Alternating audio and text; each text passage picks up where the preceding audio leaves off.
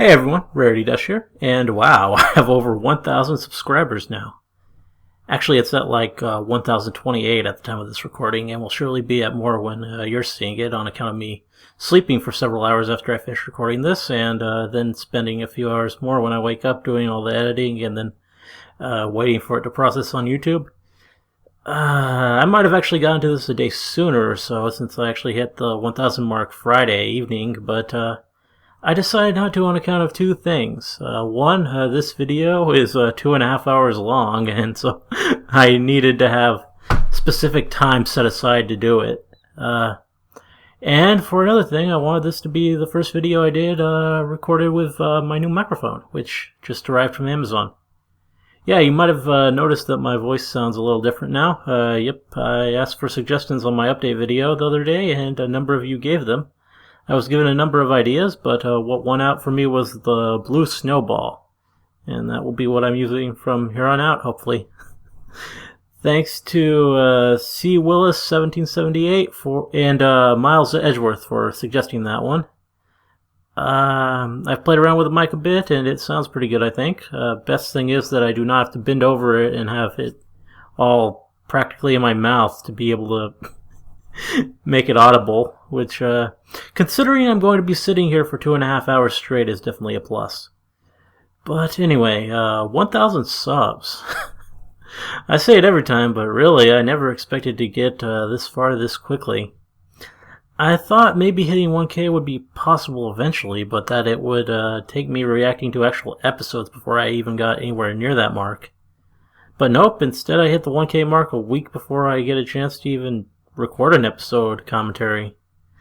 That's the coolest thing, really, I think. I've come this far pretty much all on Pony Fanworks. So yeah, a huge thanks goes out to all 1,000 plus of you. You really do help to make this all worthwhile. Yeah, that out of the way, let us get to the subject at hand for this 1,000 sub special video. Turnabout Storm, Part 5, the finale. This has been a delightful series, and 4 parts in, there is still so much shrouded in mystery. From whatever it is Trixie is hiding to who actually killed Ace, it's looking like Sonata at this point, but who knows for sure.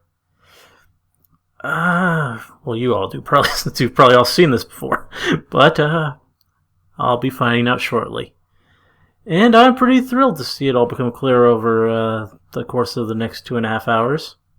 Anyway, not much more to say, so let's just get this started. Okay. Ponyville District Court, Courtroom Number 2. June 11th, 10:50 a.m. And back to court. The court is now back in session. Miss Trixie, were you able to gather this manager? Yes, she is prepared. Alright. If you truly want this. I'd like to hear how she found this peculiar stick. She had to have been in the forest. And that means she may have done it. Yeah? Trixie's right. She isn't a Pegasus. There's no way she could have manipulated that cloud. But couldn't she have manipulated the lightning? Expect for the worst, hope for the best. Sonata. Ooh!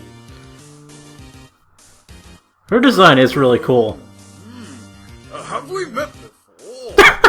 You look strange. And she looks like someone from their world, if I recall. You're really going to attempt to pin this on me, right? As you know, I've been watching the whole time, and I'm not impressed. Don't ignore Trixie. State your name and occupation for the record. Please be quiet. Trixie, the Coronas are speaking. You have no right sticking your nose in the law. Trixie's not gonna like this. Even to me, it's a mystery how you managed to put yourself on the bench. It does seem like a bit of a stretch. Really hurt that vanity of yours. Looking in the mirror every morning, seeing nothing but a washed-up charlatan with revenge as your only form of closure. It's kind of pathetic when you think about it. You! Does this pony have something against Trixie, Phoenix? Short answer, yes.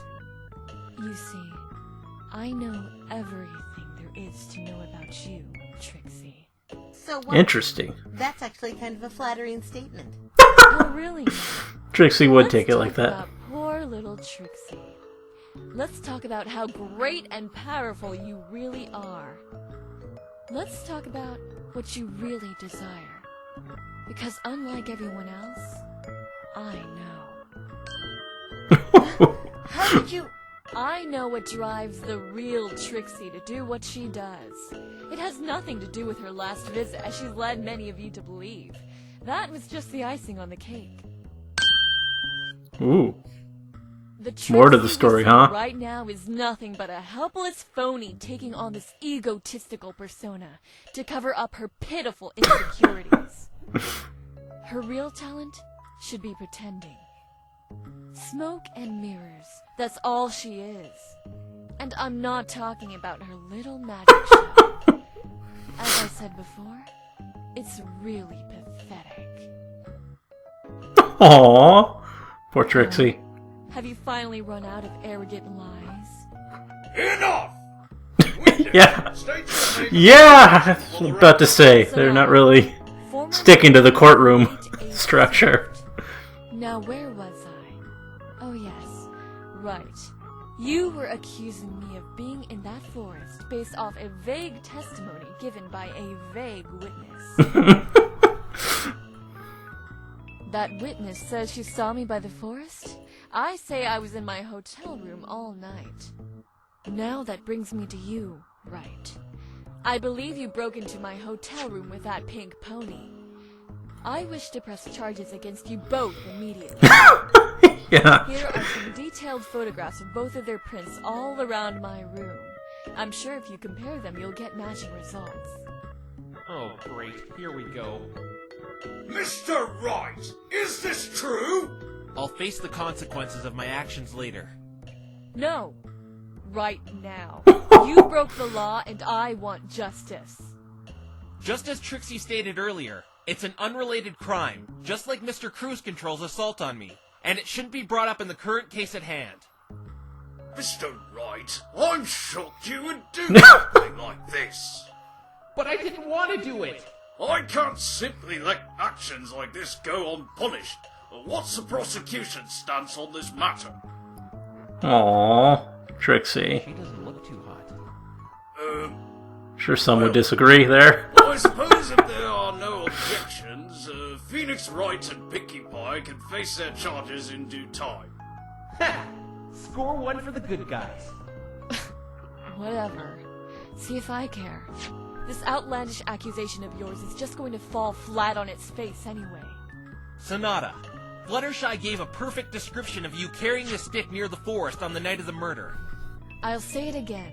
I wasn't anywhere near the forest that night. I've got to tie her into this somehow.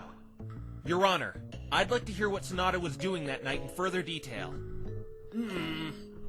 Now that I've seen Miss Sonata's appearance, the previous witness's description does seem to match up. Miss Sonata, please testify as to what you were doing the night of the murder. If I must. Okay. This should be interesting. Witness testimony. The night of the murder. I was settling in my hotel room after picking up some equipment for Ace. He wasn't at the hotel, so I figured he was practicing for the race. I went to bed and was woken up at 12 a.m. by the police knocking at my hotel room door. The police had informed me of Ace's fate. That witness must be mistaken. I wasn't anywhere near the forest that night. And I certainly wasn't carrying that golf club you keep waving around. Ooh, she recognizes it as a golf club. Oh, so you were in your hotel room while the murder occurred? That is correct, Your Honor. That witness must have been seeing things because I didn't go anywhere near the Everfree Forest.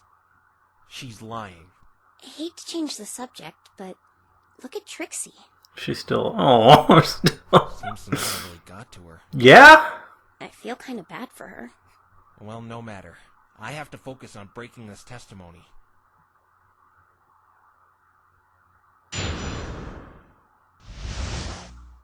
I was settling in my hotel room after picking up some equipment for Ace. Hold it! What kind of equipment? athletic equipment, knee pads, helmets, stuff like that. He played all kinds of sports. Speaking of equipment, any clue as to why he was wearing the lightning-proof suit that night? He wore it all the time with a race coming up. The outfit is quite uncomfortable from what I'm told, and he practiced wearing it before the race to get used to the discomfort. Do you have anyone to confirm you were shopping that day? No, I don't. Then this alibi of yours isn't looking too reliable at all. How would you wish me to prove it? The store is quite busy with the race coming up. I doubt they'd remember one customer from a few days ago. What about a receipt? You said you bought some items there. Without one, you could have been... I have it right here. God! You didn't think I'd come... She's prepared, yeah. Exactly. It says her items were rung in at 7:30 p.m. This proves she was shopping a little before the murder. There's still a big enough time frame to put her in the forest. He wasn't at the hotel, so I figured he was practicing for the race. I went to bed and was woken up at 12 a.m. by the police knocking at my hotel room door. Pretty early to go to bed. Weren't you concerned where he was? I was his manager, not his babysitter. That doesn't mean you shouldn't make an effort finding him, especially with his big race coming up soon. If you haven't noticed, I can't fly. There would be no point wasting my time searching for him when I can only search on land. Guess it would be a little hard to find someone who can fly while you're grounded. And what time did you go to sleep? 8:30.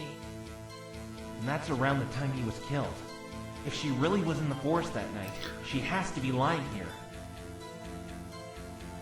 The police had informed me of Ace's fate. Hold it! How did you react to his death? I cried. That's kind of hard to imagine. It's a complex secretomotor phenomenon characterized by the shedding of tears from the lacrimal apparatus without any irritation of the ocular structure. Oh, I Twilight. know what crying is.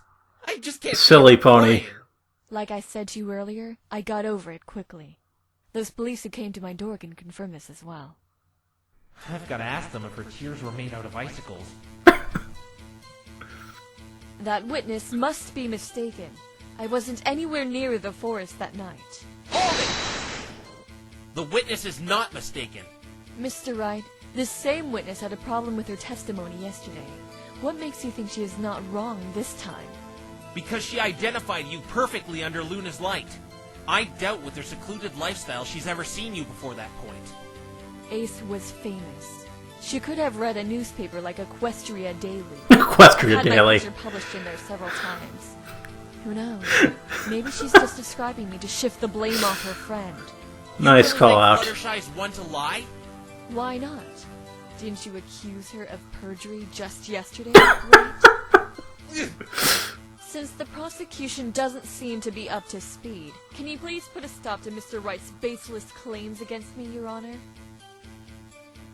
Oh, yes, I must stop this line of questioning about the previous witness's credibility. It's alright. I just wanted a little more information. Time to go in for the coup de grace. And I certainly wasn't carrying... Yeah, the golf club. She shouldn't know what it was. Objection! Sonata, I'm very curious. About what? This stick. You claim you weren't carrying it. And I'll say again, I wasn't. But what I find odd here is what you called it in your testimony. I certainly wasn't carrying that golf club you Yep. kept waving around. Sonata, this stick looks nothing like a golf club, nor has anyone referred it to one during the duration of the trial. It was a golf club at one time. You're correct about that. This thing is a golf club? Oh, my apologies, but I really don't see it. That's because the end was broken off, Your Honor. I have reason to believe this strange metal object I found on the scene of the crime is the missing piece. It does resemble a golf club if that piece were to be put on the end of the stick. But right now, it's nothing but a dilapidated stick. Tell us, Sonata, how did you know this was a golf club? What's she gonna say to that? Do you think you're some sort of knight in shining armor, come to save the day? Because you're not. You're just another bottom-feeding defense attorney pointing out trivial details. Mr. Wright has pointed out a crucial flaw. How did you know this mangled stick was a golf club? Defense attorneys fabricate the most interesting little fairy tales to protect criminals. You know, something's wrong when a talking unicorn tells you a telling fairy tales. Miss Sonata, please answer the question. I was mistaken. I have seen this stick before, as a golf club. Remember I said I was shopping for sports equipment that day? I saw a golf club at the store with the same unique handle shape. Namely, that P on the end of it, like the one you're holding. You saw it at the store? Yes. Like I said, he's just admirably trying to defend a murderer. Didn't Piggy say it was unique? Did I say admirably? I meant shamefully. I just got the strangest sense of deja vu. What do you mean? Her phony baloney excuse reminded me of another case. You can prove she didn't see the golf club at the store? Yeah, just watch me. Your Honor, she could not have seen this golf club at the store. Really? Yes, and I have proof. Do go on, Mr. Wright. You see, Sonata couldn't have seen this golf club. Yeah, it's one of a kind. Pinky made it or something.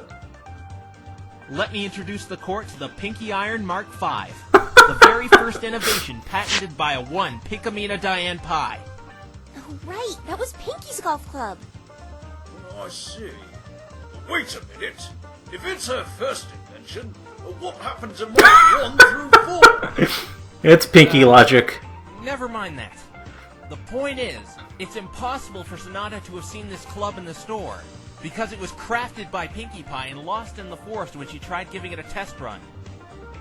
Not only does this prove Sonata here couldn't have seen the club at the store, but also, the only time she could have seen it whole was in the forest after Pinkie lost it. May I also remind you, Sonata, she lost it in the forest a week ago, while you only arrived in Ponyville 3 days ago. The only place you could have seen it whole was the Everfree Forest.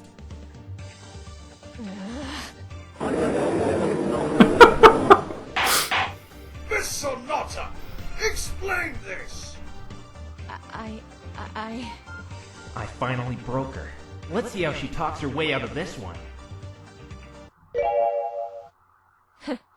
Actually, I don't need to say anything. I'm afraid you do. The defense has proven that you've seen this golf club while it was still one piece. But do you remember why I was dragged in here? All because of that other witness. Let's not beat around the bush, shall we? It's obvious you're trying to say I was in the forest that night. Right? Right? Then tell me, why didn't Fluttershy see me leave? She said she saw me walking towards Ponyville, but testified yesterday she saw nothing leave the forest at all. There has to be some explanation. You're trying to plant me in that forest based on her testimony. Therefore, you need an explanation as to why she didn't see me leave. The broken golf club should be enough proof. Gilda confirmed it. Okay, I'll humor you. Let's assume I was near the forest. Not in it, just near it. Since we are to disregard Fluttershy's testimony as she didn't see me leave, who is to say Rainbow Dash or Gilda didn't carry the golf club and I found it there? I don't believe picking up a stick is a crime. Well, she does bring up some valid points, right? I can't allow you to continue accusing her if you cannot provide stronger evidence she was inside that forest. Your client's verdict has been handed down, and unless you're willing to provide a substantial amount of evidence against this manager to convince me otherwise, I won't hesitate to end the trial right now.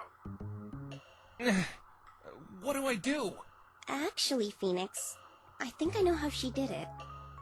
But I could be wrong. How? It's highly unlikely, but Sonata could have teleported. Teleported?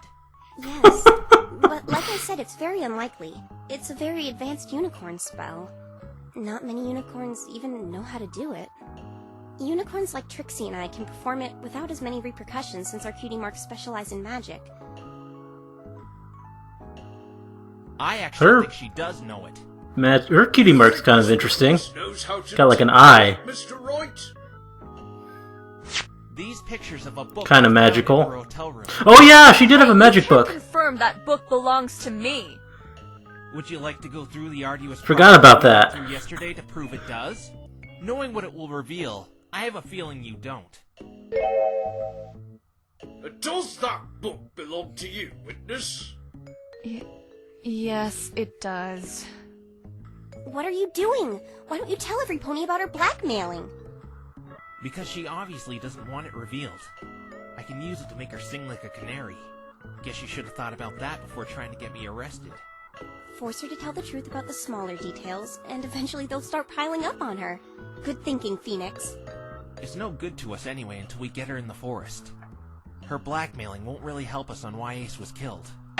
Right, Miss Sparkle, can you please stop whispering over there and tell us about this book? Sorry, Your Honor. This is an advanced spellbook. If we could find a teleportation spell inside, it proves Sonata could have escaped the forest without using the entrance. But these pages, Mr. Wright, I can't make a lick of sense out of them. I'm not familiar with these characters. We have a magically adept unicorn with an astute mind for the subject right here to confirm if there's a teleportation spell in this book. Twilight Sparkle. Miss Sparkle, can you please confirm if there is a teleportation spell in this book as Mr. Wright claims? Yes, Your Honor, I can. Objection! Oh. No, you don't! Her decoding what it says would be biased. Hey! I won't lie! Sorry, but this court can't take that chance. You being friends with the defense completely ruins your credibility. Any other suggestions? We could get a professor from Canterlot's Magic Academy to confirm it, if I can't. It shouldn't take long once I find the spell. I'll just have Spike send a copy of the inscription from the book to the Academy. Very well. I'll grant a short Okay. recess for the defense to analyze Taking this a little break. photograph and give time for Miss Sparkle to gather her findings. Let's record. 20 minutes later. The spell Twilight Sparkle located in the book was indeed the relocation spell. It was also verified by the head professor in Canterlot's main magic academy. So there is the possibility she may have teleported from the forest. So what? The spell is in my book, but you can't prove I actually know this spell. I don't know how to execute it. You're saying you don't know how to teleport? If I owned a book on quantum physics, would that mean I had a master's degree in quantum physics? Ponies know what quantum physics is. Hey, I actually own a great insight. Of course you do, Twilight. Physics, and I don't mean to brag, but I know a lot about quantum physics, and I study it regularly. You never know when you might need quantum physics to get you out of a jam.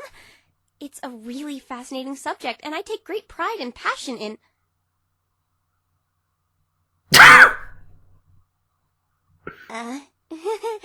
Sorry. Many unicorns like me have a hard time executing that rare spell. A good percentage just don't have it in them to do it. It's even more difficult for one such as myself, as my talent isn't magic like the defense's co-counsel and the prosecution. And besides that, even if I was able to teleport... Riddle me this, right? If you're claiming I teleported, why would I not teleport back to my hotel room? Huh?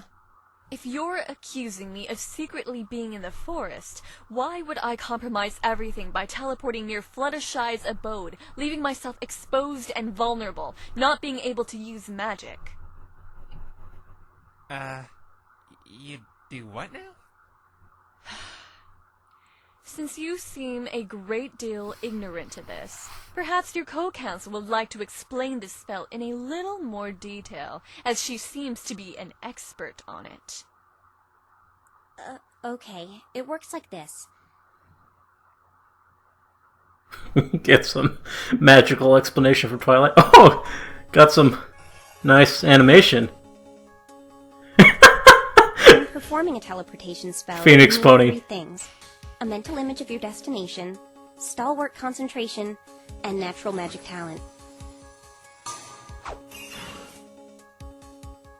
A less talented Really cute animation. learn the teleportation spell and perform it well enough to make one big jump from deep inside the forest to almost anywhere in Ponyville, but their magic would be completely diminished afterwards. So what you're saying is, if you were guilty of being in the forest that night and didn't want to be caught... Why would I teleport right in front of Fluttershy's house, out in the open, so she could potentially catch me, and not to my hotel room? Do I look that stupid? I hate to say it, but she's right. If she really did teleport, why would she make her destination out in the open? The limits on teleportation are you can only jump to places you've seen with your own eyes. It doesn't make any sense she'd teleport to somewhere she'd get caught. And we know Sonata must have been in that hotel room beforehand. She was Ace's manager. There's got to be some explanation for this. Seeing as you do not have any proof as to why Fluttershy didn't see me leave the forest, may I please go now? I've had enough of this 3-ring circus you call a trial.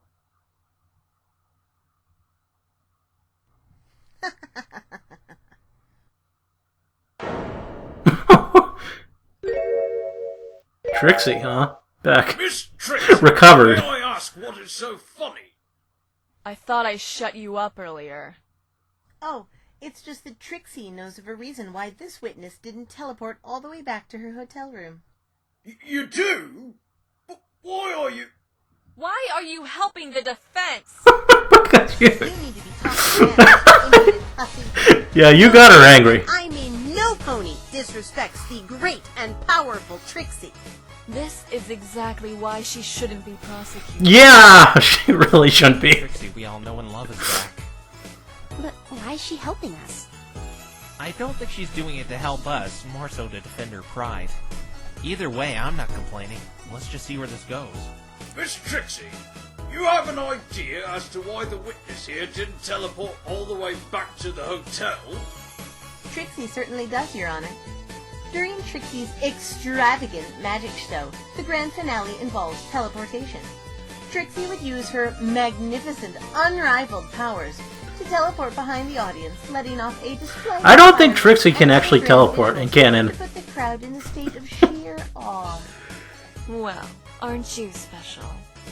Since the advent of a lavender loser, Trixie has received some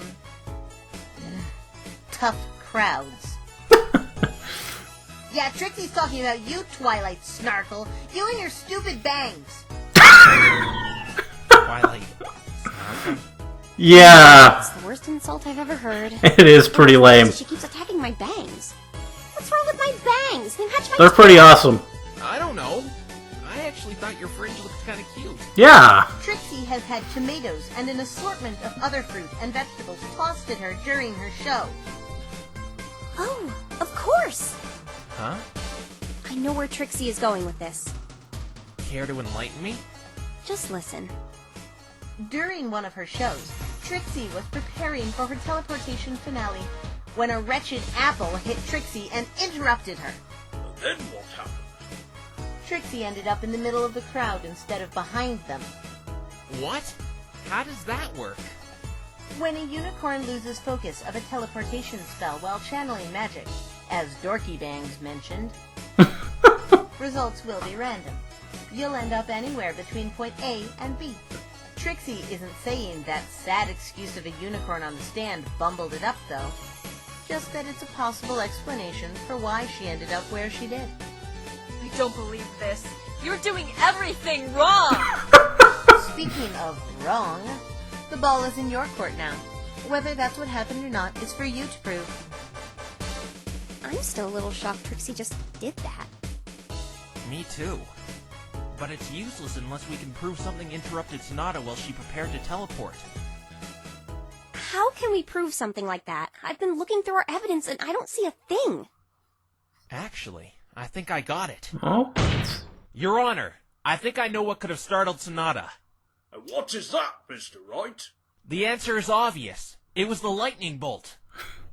Oh, that makes sense. That sound would have startled anyone, especially if they were in a dark, spooky forest at the time.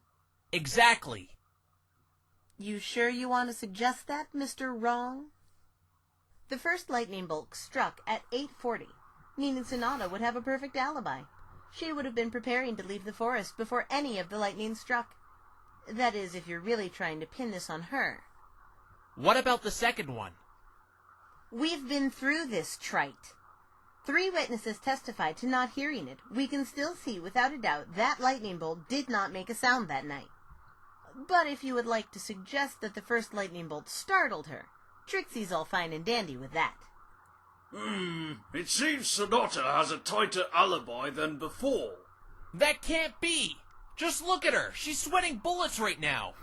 If you had a Neanderthal with a goofy haircut and an evil purple-shaded nerd lobbing false accusations at you, would you be sitting there with a happy smile? Oh, Trixie, your insults. She has a point, right? This is such a glorious day for Trixie. Trixie has finally exacted her revenge on Twilight Snarkle. Twilight Her Snarkle. criminal banished, and put the stupid four-eyed bimbo in her place. Can you say hat trick? It's a good thing Trixie had confirmation of that first bolt. Otherwise, all this wouldn't have been possible. I got it! I know what startled Sonata here. Not only that, but I can clear up another mystery too. Please do go on, Mr. Wright. Let's think back to yesterday. We had a certain little witness confirm the time of the first bolt for us. Oh, you mean that cute filly? Apple Bloom. Yes, Your Honor. Apple Bloom. Apple Bloom was lost in the forest for quite some time, when all of a sudden, she bumped into something. We've already concluded that was irrelevant information, though. Not exactly. Because I think the thing Apple Bloom bumped into is right there on the stand. Oh! That would make some sense. Let's bring ourselves back to that night. Apple Bloom was lost in the forest and bumped into something she couldn't see, making And it then jump from... she was taken out of the forest suddenly, right? she sees a large flash of light she thought was lightning, but was actually the teleportation spell. Yeah! Uh-oh, looks like he found you out. Sonata was preparing to teleport to the hotel room, no doubt. But she was startled by Apple Bloom bashing into her out of nowhere and lost her focus. Apple Bloom ended up being an unintentional stowaway during Sonata's incomplete teleportation spell. Yeah! The interruption sent them both not to Sonata's room, but right near Fluttershy's cottage. That's why Fluttershy didn't see Apple Bloom leave the forest. Sonata brought her out by teleporting.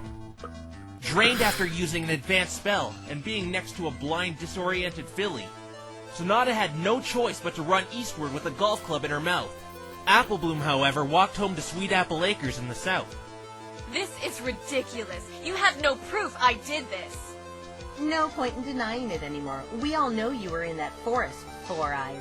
So why don't you be a good little pony and come clean?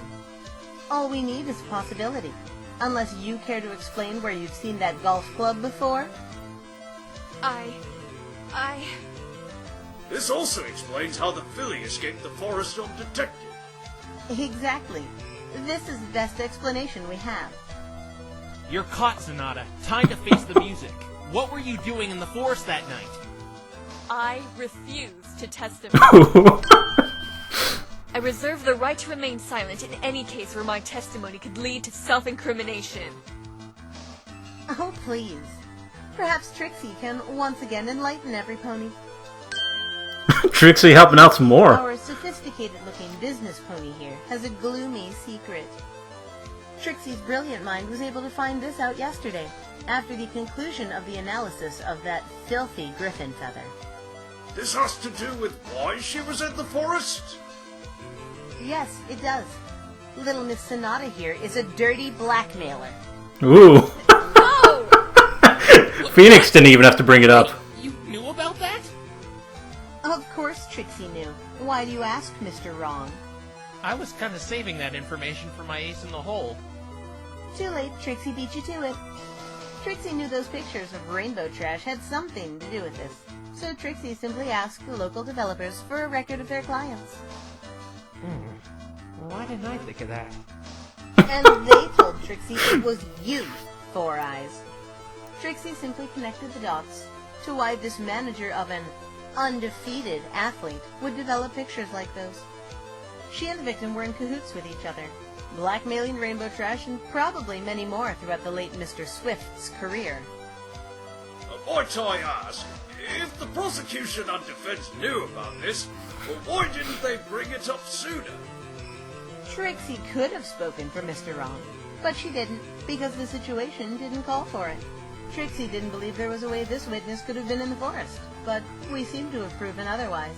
And I couldn't because, she was blackmailing me.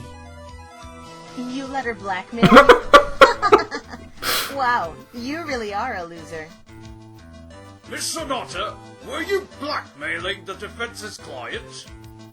No, I wasn't. I would never do anything like that. These papers say otherwise.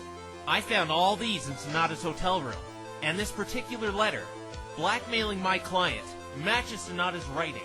There you have it. Trixie has used her brilliance to triumph over a snide liar. Miss Sonata, you should be ashamed of yourself. Just snap a pencil. Taking advantage of others like that? You're despicable. Spare me. You've finally proven I was in the forest and that I was blackmailing your client. But that hardly makes me a murderer. We'll see about that. Let's hear what you were doing in the forest that night. There's no escaping either. You've already cast too much suspicion over yourself to just waltz out of here. Oh, and Mr. Wrong. What? Let Trixie make one thing crystal clear. Trixie still knows for a fact Rainbow Trash is the true culprit of this crime. Then why did you... Because Trixie needs the correct facts before she can properly prosecute that rainbow loser. In fact, this whole blackmail revelation sets that motive you so desperately wanted before. Rainbow Trash killed him because the cheater and his bimbo manager were blackmailing her. Gee, here I thought she was just being nice. Yeah, that's not really Trixie. I'll tell you why I was in there that night, and show you why it still doesn't matter. Don't sit there so comfortably, Wright. This is far from over. And Trixie? I dislike you. Just thought I'd reiterate that in case it wasn't clear enough. I think it's pretty clear. Oh, thank you. Trixie gets that a lot. I'm sure. It wasn't a compliment, Trixie.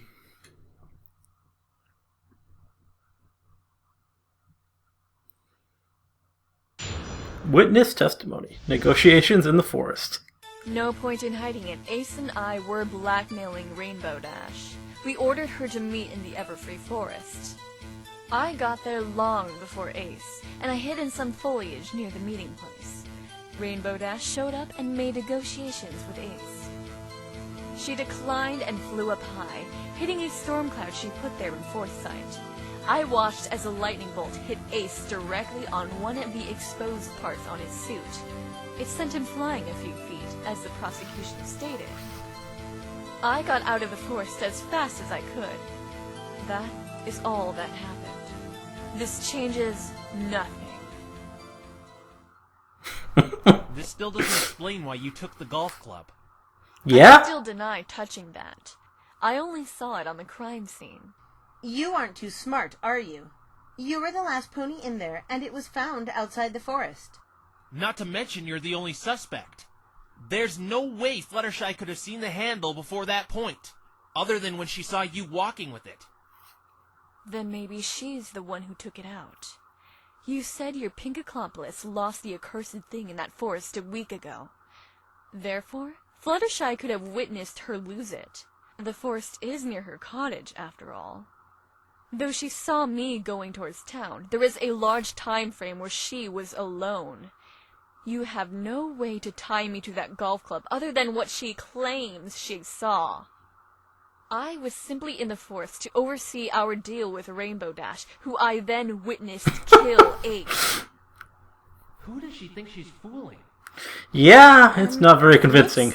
I don't mean to interrupt you, but But what? there's something that rubs me the wrong way about the testimony she gave. Huh? There is? What is it? Call it intuition. I think it has something to do with what I found yesterday. I better look through the evidence Twilight gave me. What am I forgetting? No point in hiding it. Ace and I were blackmailing Rainbow Dash. We ordered her to meet in the Everfree Forest.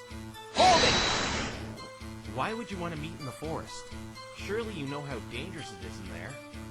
Ace and I personally liked making these deals in secluded locations. We couldn't risk flies on the wall listening in. And this is how you had your victims cooperate. You were able to find their weaknesses using that talent of yours. It's probably why he was really wearing that lightning-proof suit. Not to prepare for the race, but to attempt to conceal his identity from Rainbow Dash in the dark forest, as you just naturally blended in with your dark colors. That's correct. It's worked up to this point. Well, besides two individuals who went against my terms. One being the defendant, the other... I'm sure you know who that is, right? Don't you? But both of them are going to get their just desserts soon enough. Objection! As much as Trixie would love to see you both arrested, we honestly don't care how you cheat and manipulate. Let's get back to what you saw in the forest, Four Eyes. Cheat and manipulate. Do you really think you have the right to judge me? What do you say we all talk about you and your pitifully weak vendetta against the defense's co-counsel over there? That's right, Twilight. It stems past the humiliation she suffered from you. Isn't that right, Trixie? Just turn it back to Trixie again. Ha! Don't even bother trying to pull that one again, lady. Trixie was a fool to let some blackmailing hussy get to her the first time. Even if Trixie has to get you off the hook for Mr. Wrong's murder accusation, you're still getting locked up for your other crimes. Trixie hopes you enjoy stale bread, because that's all you're going to be eating for a long time. Enough! Miss Sonata, please continue your testimony. What are they talking about? I'll tell you later. You've got to focus on winning here. I got there long before Ace, and I hid in some foliage near the meeting place. Rainbow Dash showed up and made negotiations with Ace. Hold it! And what were these negotiations? For her to drop out of the race. Why didn't you just have her lose? Why have her drop out completely? Several reasons. Because of her performance at another event, it's clear she's the better athlete in every way, shape, and form. But the main reason was because of her arrogance and pride. If she were to participate in that race, there was a chance her competitive nature would kick in, and she would throw away all bets and try to win, even at the price of those pictures being exposed. I've only known her for a day and a half, and that really sounds like something... Yeah, it really does. She Rainbow Dash doesn't like to lose. hitting a storm cloud she put there in foresight. I watched as a lightning bolt hit Ace directly on one of the exposed parts on his suit. It sent him flying a few feet, as the prosecution stated. Hold it! I'd like to ask you what you witnessed here, Sonata. Unlike Gilda, you actually saw this, correct? Every solitary detail, yes. How were you able to see all this? I'm sure Rainbow Dash would have seen you if you were illuminating the area with your horn. That's because I didn't. The lightning itself lit up the area after she set it off. In that split second, I was able to see everything that had happened. Would you care to share these details? After the negotiations went sour, Rainbow flew up and hit that cloud. As you know, there are some exposed parts on that racing suit. I saw Ace look up, bewildered at what she was doing, and the bolt hit him directly on his neck. As Gilda claimed the prosecution theorized, the lightning's impact hurtled his body a few feet. His neck, huh? I got out of the forest as fast as I could. That is all that happened. This changes nothing. Objection! Looks like you saw things wrong here, Sonata. Or maybe you're just lying. What are you talking about?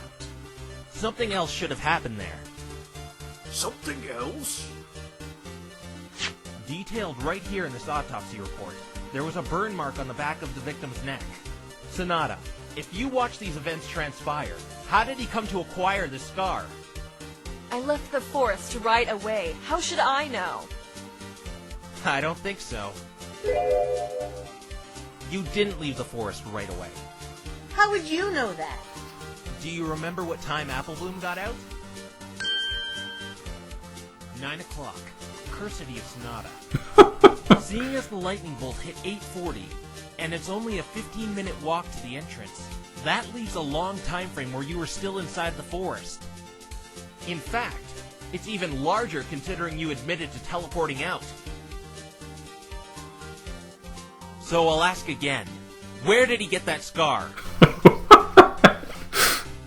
Objection! She did explain where he got it. The lightning itself must have struck his exposed neck. Objection! Not according to another detail Sonata shared. She stated, I saw Ace... Yeah, he was looking forward. What she was doing, And it's on the back of his neck. Directly on the neck. You're right. It would have left a mark on the front of his neck if he was looking up. Care to explain this, Four Eyes? That mark isn't from the lightning bolt. That mark was from the day before the incident. Ace was in a dangerous race inside of Freet's volcano and must have picked up the nasty scar from some embers. Well, that could explain it. His schedule confirms that he was indeed racing in that volcano the day before he came into Ponyville. It would have still been fresh. This is just stupid. Of all places you could race, why would any pony with a feel the need to race in a volcano? High risk, high reward. The prize was a treasure known as the Flame Dragon Ruby. And I bet you two won that through cheating, huh? We did. Problem? Shut up, wrong. She gave you a good explanation for the burn. Do you have a doctor's note to confirm this injury? He didn't like doctors, so it doesn't really come as a surprise that he didn't want to get it checked out. So you're saying he had this burn mark on his neck before he even arrived in Ponyville? That's exactly what I'm saying. Mr. Wright is doing what defense attorneys do best, trying to make something out of irrelevant details. Wait! Huh? There is something wrong here. He couldn't have had that burn mark before the incident. Twilight, I'm supposed to be a lawyer. Stick to the books, Snarkle. He got that scar from his race in the volcano. No, he didn't. And I have proof. Twilight, you really shouldn't... A pony named Cruise Control gave this to me yesterday. And what about it? It's a picture of the victim entering the forest. With the timestamp on it, it shows it was taken 20 minutes before the crime even took place. What are you trying to prove here, Snarkle? Every pony knows when he entered the forest. Burn mark's not I'm there. trying to prove he went in there. Look closer and you'll see exactly what I'm trying to prove.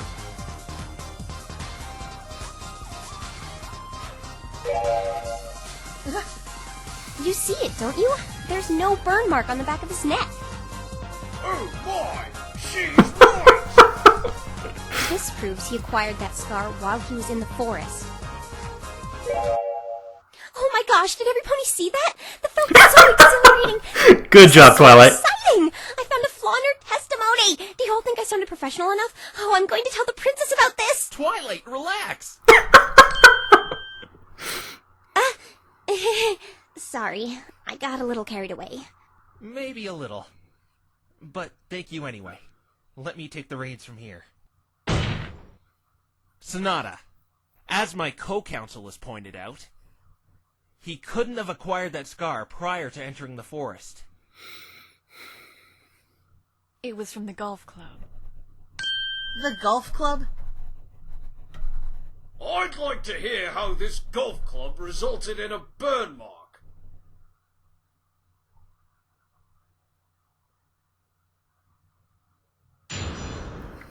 The burn.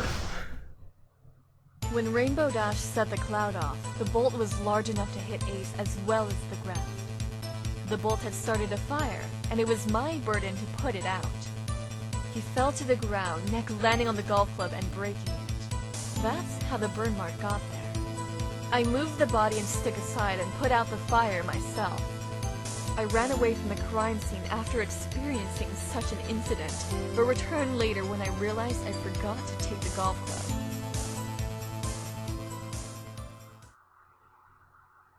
So you really did take the golf club?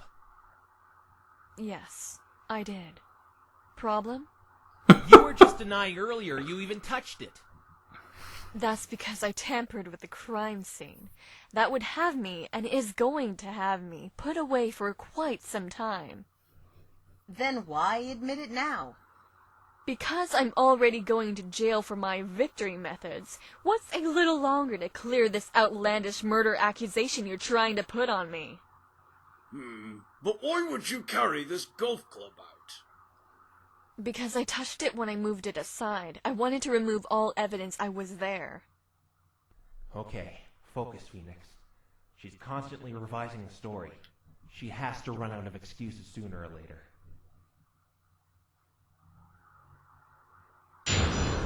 Let's see how this goes. When Cross-examination. Rainbow Dash set the cloud off, the bolt was large enough to hit Ace as well as the ground. How big was this fire?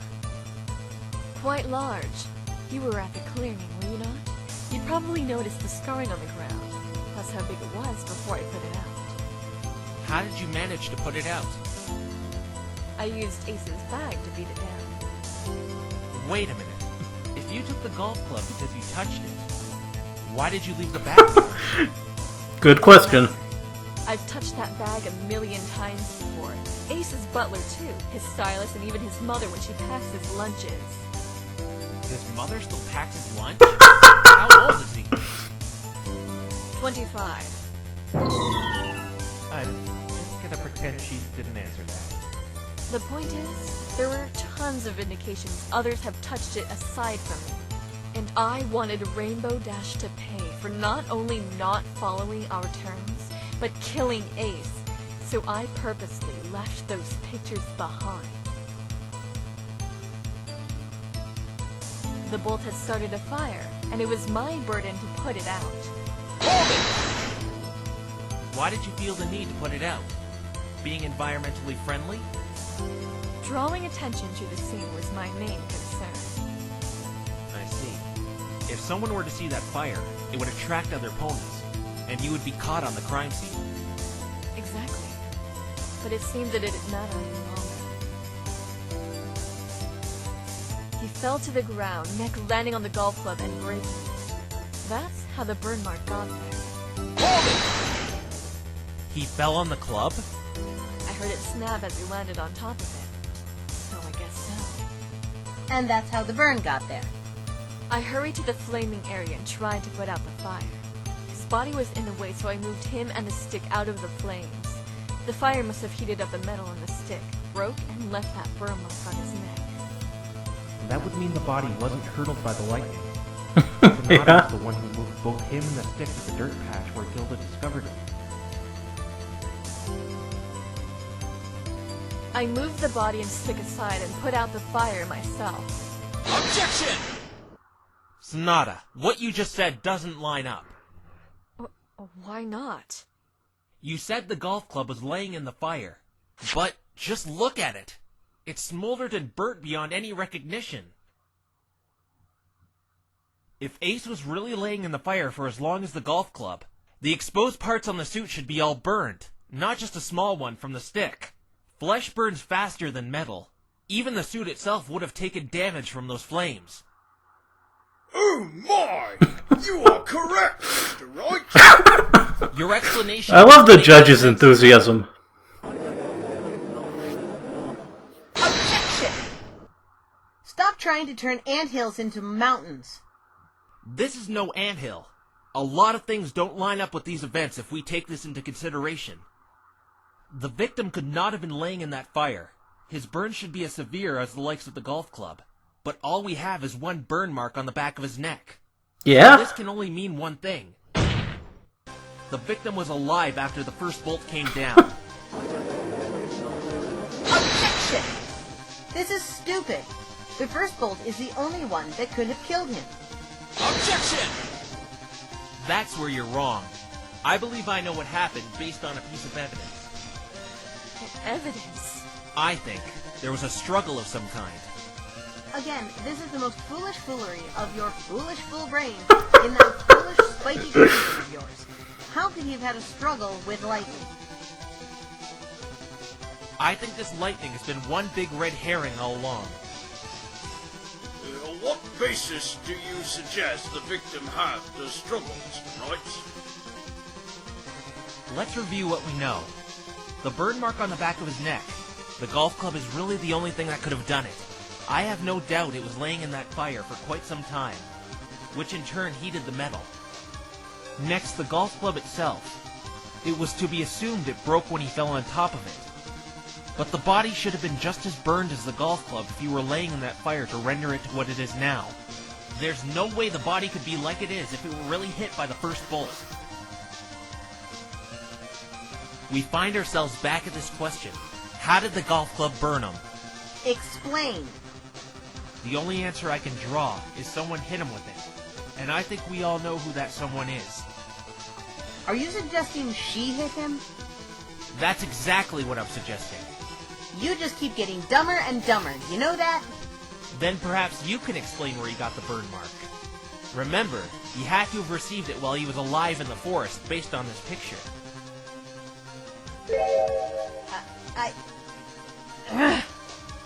Couldn't the defendant have used the stick to hit him? I just can't see why his manager would assault him like this. Ah, the letter he's gonna bring out now. He's right. Rainbow Trash could have easily hit him. They had those pictures of her after all. It's really sad when you have to get bailed out by the judge. Rainbow could not have done that. She was long gone after the lightning came down. Yeah, according to Gilda. But do you remember she gave up chase to look for her package? That's true, Rainbow could have gone back while Gilda was looking for her package. But I'm not talking about that. Sonata here was the only one who could have used that golf club to hit him. And you of all ponies should know why, Trixie. What do you mean? But how could she be the only one? Very simple, Your Honor. The Filly's Guide to Ponies? Is that a children's book? Yes, it is. I, gave that to you to read, not to, present as, evidence. Yeah, I wasn't expecting to see that come up as evidence. Learning to speak. How dare you bring such a childish item in and make a mockery of this court? Coming from Miss Wizard Hat and Wizard Cloak. Yeah, you're not very exactly professional, Trixie. I'm using this as a visual aid to make my point. This better be good. Well, this book is pretty small. It details the different types of ponies in Equestria. Right here on page 1, unicorns use magic. And we see an illustration of a cute little unicorn playing with toys, using her horn to move them. Do you see what I'm getting at here? If that club was hot enough to burn his neck, any physical contact with it would have burned whomever picked it up. Yeah? So that That's a good completely point. rules out Rainbow Dash and Gilda. And even if they did pick up the stick while it was cooled down, it wouldn't matter. It wouldn't be hot anymore, thus not being able to leave that mark. No! That would be the case if you were anyone. Or, any pony but a unicorn. Sonata is the only one who could have used it as Any a weapon, pony. for the simple fact she could have picked it up without touching it using a levitation spell. Don't even bother saying you don't know that spell either, Sonata. It's one of the simplest of unicorn spells. I've even seen you doing it, picking up that notepad of yours. That leaves 2 questions, Sonata. Why would you hit your longtime business partner? And how did he die of electrocution? To tell the truth, I don't have an answer for the latter. But I may have the one to why you hit him. But this is wrong. She couldn't have done it. Why would she? She was his assistant. Weren't you the one who said the motive doesn't matter, Trixie? You!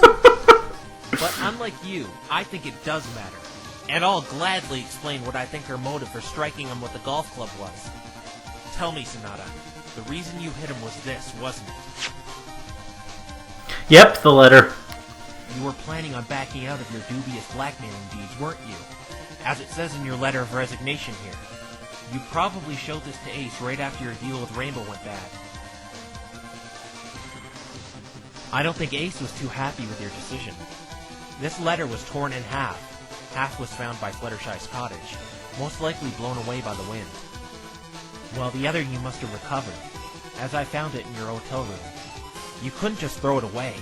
Someone might find it. So you kept it in your room, while the police were busy investigating the crime scene. That's probably why you got so angry when Pinky and I intruded. You were afraid we might have discovered the meaning behind the letter. Also, the reason you didn't have us arrested on the spot. The police might have confiscated my evidence, including the torn letter, and connected it to you. But what's the motive, Mr. Wright? Ace probably wasn't too thrilled about his partner in crime giving up the ghost on their business, which is why he tore the letter in half after reading it. He didn't want to give it up, and in turn, didn't want you publicly disclosing what you two were doing. Now, I doubt branding him with a hot stick was enough to kill him, and no doubt he'd be angrier afterwards. There's no way you could prepare teleporting when engaged in an argument like that. So what happened after, Sonata? There's no way you can't know. The first and second lightning bolt could not have killed him based on the evidence we have. So what killed him, Sonata? There's nobody left to blame for his death but yourself. Rainbow Dash being long gone after the first bolt came down. Gilda searching for her package. And Apple Bloom lost in the forest, whom later you brought out. You're the only one left who could have done it. But if you're saying she killed him, how could she have electrocuted him? Trixie, you must know as well as I do that there are some spells out there capable of electrocution. But artificial electricity isn't strong enough to kill. Amplified, maybe, somehow? The situation she was in, being threatened by him, it could have caused a magic surge. And the fact he was weakened after being hit with a blazing hot blunt object that could have caused head trauma, the jolt could have been enough to stop his heart. She'd also have the ability to aim it at one of the exposed areas on the suit. Not only from examining the suit, but the magic illuminating the area where she conducted the spell. You can't just say she did this. If Ace was really threatening her, why would she not just run away? Resorting to violence as a first option is totally illogical. She couldn't outrun him. He was an athlete. He could have easily caught her without even trying. And I doubt they just talked things over and made up after she hit him by the fact we have a dead body. There's no way the second bolt could have done it being a dud as Trixie uncovered.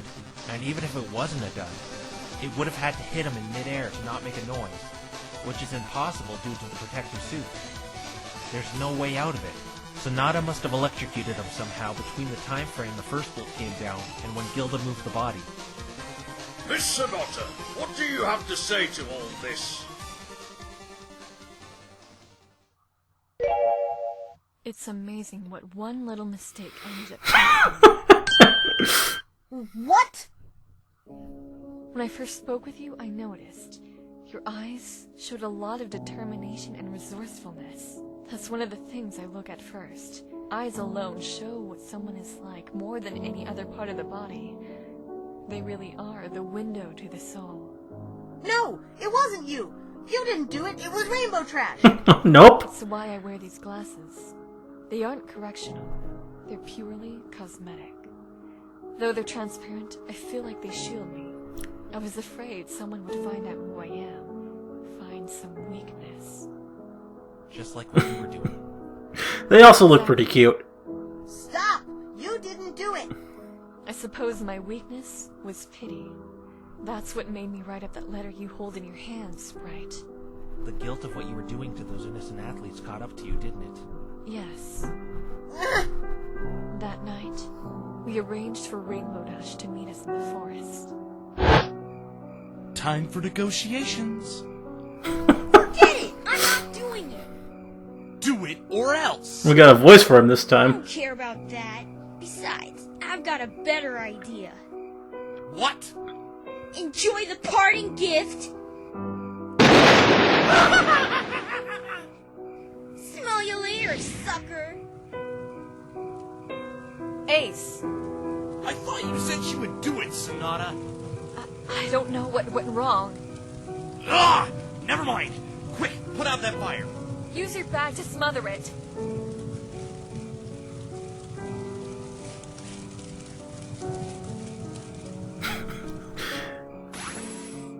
I think we got all the flames. This is just perfect. That little upstart is gonna ruin everything.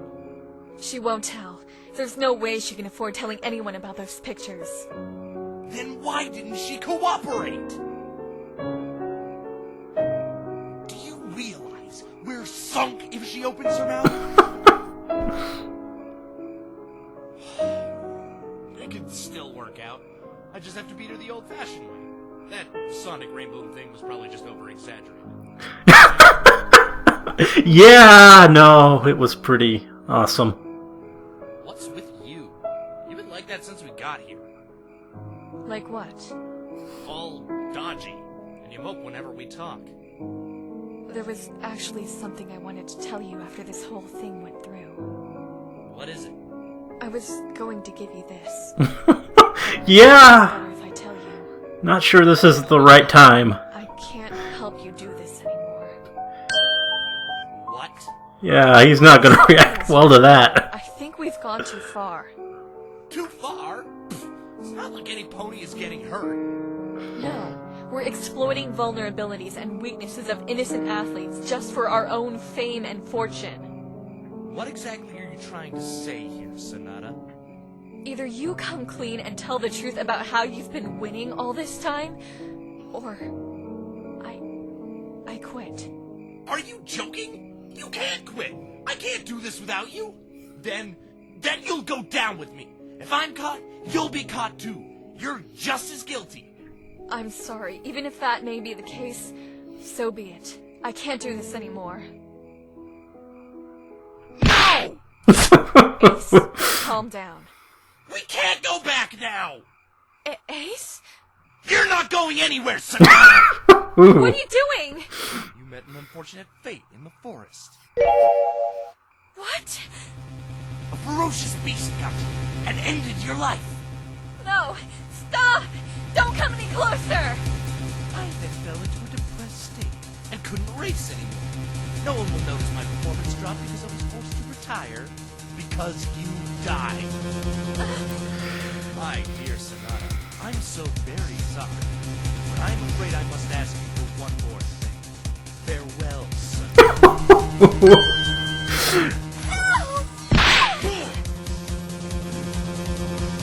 You're dead!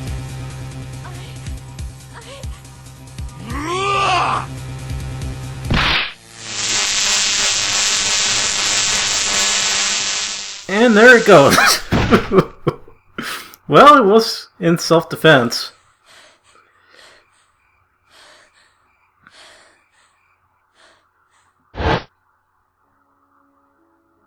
In a situation like that, you don't really have time to think. I knew I couldn't run. It was hardly even a question. Ace was undeniably faster. And I couldn't teleport. That took too much time and too much concentration. The only thing left to do then was to defend myself. I reached out with my magic and took hold of the nearest object, that disfigured, smoldering remnant of a golf club, and swung it as forcefully as I could. It hit the back of his neck, still hot enough to leave a nasty burn. The club snapped in two, and Ace shrugged the whole thing off like it was nothing. When he looked at me then, that last time, he was angry. I dropped the broken pieces of the smoldering golf club and let them fall to the ground. and resorted to the only thing I had left, directing the full force of my magic power in his direction towards one of the exposed parts of the suit. What I had not taken into account was a magic surge which uncontrollably amplifies magic, and it may have let loose more than I had intended. After that, what frightened me most was not Ace and his uncontrollable anger, or even the fear of death, but that the force around me had grown entirely silent. He was lying on the ground. The spell had hurtled him a few feet. I ran away from the clearing as fast as I could. I couldn't use any spells of any kind, not being able to concentrate after what I had just done. I just ran away in complete darkness. When I realized he wasn't following me, I had to see what had happened. About 10 minutes after the whole ordeal, I cautiously went back to the clearing, and though it was dark, I saw the silhouette of his body lying there, lifeless. It didn't take me long to realize he was dead. Being caught for blackmailing was one thing, but there was no way I wanted to be caught as a murderer. Even if I could argue it was in self-defense, I'd have no clear-cut proof he was going to attack me. I'd be banished. I formulated a plan to take everything on the crime scene and make it look as if Rainbow Dash had done it. I quickly gathered... Well, that's not very cool of you. And the half of my resignation letter I still had. After I was all done, I went back into the forest, trying to calm down and prepare a teleportation back to my hotel room. But, as you all know now, while I prepared that teleportation, that child bumped into me. And, just as Trixie said, it was enough to corrupt my destination. Both Applebloom and I ended up a little ways from the forest entrance near Fluttershy's cottage. I was completely vulnerable. I couldn't use magic after that jump, so I just grabbed the stick and ran. I took a shortcut through the park. My heart was beating a mile a minute, and I wasn't really watching where I was going. I tripped on the bridge and dropped that stick in the lake. Since I was unable to use magic, I couldn't retrieve it, so I just left it down there. Once I got to my hotel, I tried to convince myself that I didn't do it. That's actually the reason I hadn't reported you earlier, Mr. Wright. Why? I knew you were starting to become suspicious of me when you saw some of those items lying around my room. I needed to throw you off my tail. After Wright and his friend left, I plotted to subdue him in that forest myself. But who should I run into but one of our past victims? Instead of taking the evidence back myself as I had planned, I made it so he would take the fall for me and redirect Wright's suspicion even if all the evidence was out. And it was just more serendipity you and the child acted as corroborating witnesses on the scene to Cruz's attack at Twilight, when I was just planning on the pink one to catch him. I told him I'd have his sibling pulled from the hospital if he didn't cooperate. Just wait a second here. How was he able to phone me? I don't know what you mean by that. I tried to send you a telepathic message. It's in that spell book you found, page 162. I was hoping due to your ignorance of Equestria you wouldn't question it. I did feel something intercepted the signal though, but somehow I was still able to talk to you. That was you? But the voice... It's not hard to alter your voice when speaking through magic. You don't use your vocal cords for telepathy. I just studied the way Cruise Control enunciated, and contacted you using that voice to articulate myself. Think of it as being able to project a piano melody you once heard vividly in your mind, but not actually knowing how to play the piano. She must have used that talent of hers to get down his voice so perfectly. There's no way out of this now. I'm caught, and I guess it's time to pay my dues. Well, you have a full confession, but there's still an hour left to go. Miss Trixie, do you have anything to say regarding this confession? Trixie's pissed. Miss Trixie? About to explode. Oh wow, she's reliving all these memories.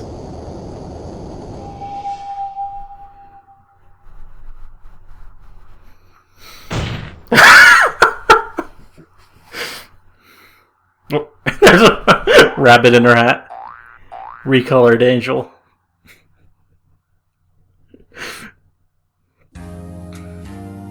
Miss Sonata, your plea, whether your actions were in self-defense or not, will be reviewed by Equestria's Council and Supreme Court. You also face several other allegations regarding these blackmailings and tampering with the crime scene. I'm really sorry to say, but taking into account those crimes won't help their decision in your favor. I understand. But as of right now, I can retract my earlier verdict and hand down a proper one in the case of Miss Dash.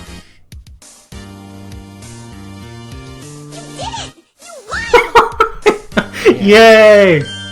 Rainbow What's the Dash matter? is innocent.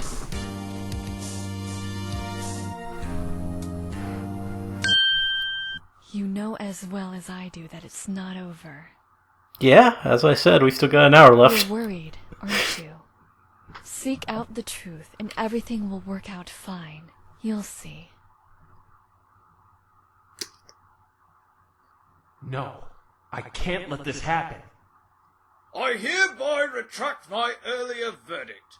The defendant, Rainbow Dash, is found to be acquitted of... Objection! Can't I just hand down my verdict in peace? Wait, Mr. Wright? No, Your Honor, it's not over yet. There was a contradiction in the confession the witness gave. What? The defense believes that Sonata did not murder Ace Swift. I just admitted it! What are you doing? You were about to... Yeah, this is pretty Your Honor, surprising. may I please request Sonata convert that confession she just made to testimony. This is highly unorthodox for a defense attorney to halt a verdict in their favor. But if Miss Sonata is willing to, I can allow it. I really don't understand what he's trying to do. Yeah, I'm not sure I get it either. If I'm happy, I'll do it. But we'll see. Right, I must warn you. If you believe there is a contradiction in this witness's testimony and manage to prove she's lying, your client will be seen as guilty once again and will be treated as such immediately afterwards. This will be the final testimony I will grant. With a confession like this from the perpetrator, I see no more reason to prolong this trial. The defense understands, Your Honor. Phoenix, what are you doing? Please, trust me. Everything's gonna be alright. Alright, I trust you. But why are you... Alright, Miss Sonata, you've heard Mr. Wright. Please convert your confession to testimony. Fine. Have it your way, then.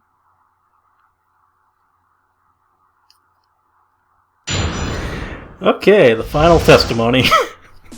Ace and I had been blackmailing several athletes for some time. I finally had enough of it. I was going to quit as his manager after he had won the Equestrian 500. After Rainbow Dash refused our blackmailing attempt, Ace was angered.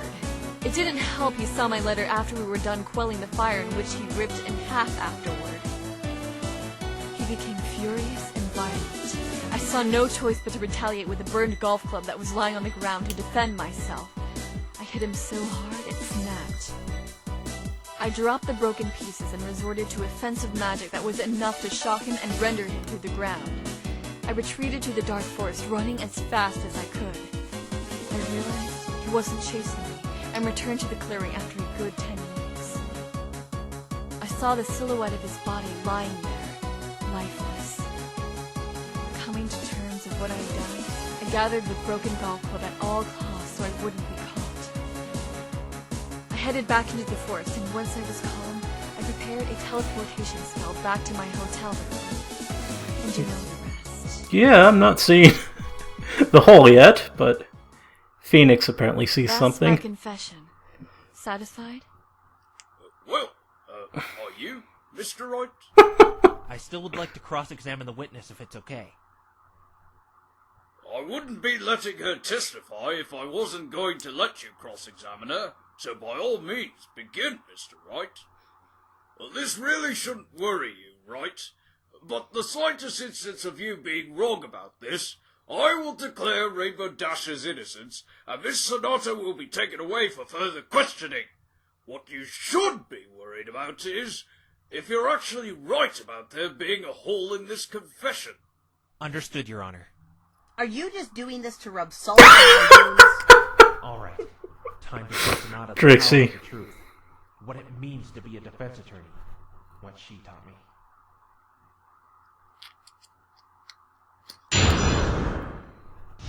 Okay. Ace and I had been blackmailing several athletes for some time. I finally had enough of it. I was going to quit as his manager after he had won the Equestrian 500. Hold it! He's never won any competition fairly? Yes, he has. We didn't blackmail the stiffs, as he had the ability to beat them. And you didn't want to do it anymore. As it says on my resignation letter, I was enjoying the fortune and fame we got. But then, I realized what we were doing. Then why did you get Mr. Cruise Control to attack me? I simply panicked after you scrutinized my room. I knew you started suspecting me, and I did that to get you off my tail. Oh. Is that what this is all about? Very well. Your Honor. Yes? I refuse to press any charges against Phoenix Wright and Pinkie Pie for entering my hotel room. Okay. There. Happy? Now, right? It's my turn for a question. Huh? What are you doing? You're jeopardizing your client's innocent verdict, when a while ago you were at my neck accusing me. And despite my efforts, you caught me. But now you're saying I'm innocent? I don't understand you. Do you think I'm lying? Why would I lie confessing my guilt? I suppose if I was trying to protect someone, trust me, that's not the case. Because the sad truth is, I don't have anyone to protect. Aww. Then let me protect you. I don't understand you. After Rainbow Dash refused our blackmailing attempt, Ace was angered. It didn't help he saw my letter after we were done quelling the fire, in which he ripped in half afterward. He became furious and violent. I saw no choice but to retaliate with a burned golf club that was lying on the ground to defend myself. I hit him so hard it snapped. Hold it! How hard did you strike him with the golf club? Hard enough to leave that scar on the back of his neck. The stick was hot from lying in the fire. And what about the offensive magic you used on him? How strong was that? I really can't explain that to you. Try me. Well, you aren't educated in magic, but let me try to simplify it for you. What I did was a magic surge. Twilight? A magic surge is pretty much magic's equivalent of adrenaline. Put any pony in the right situation, and the magic they produce will be very powerful. With enough stress, they can produce magic to rival even the princess. So it's like a mother summoning the strength to lift a ton to save her child. Therefore, I can't tell you how strong it was, as I had no control over it. All I know is it was enough to hurtle him a few feet. Did you see exactly where he landed? No, it was too dark. All I could make out were shadows and silhouettes. Even with eyes like mine, I can't really tell you where he landed. What about the location in which you assaulted him? Do you know where that was? I do know we were directly under the cloud. The argument began as we were putting out the fire the lightning bolt spawned. From what I gather, he must have landed in the dirt, and Gilda moved him back underneath the cloud shortly after while I was gone.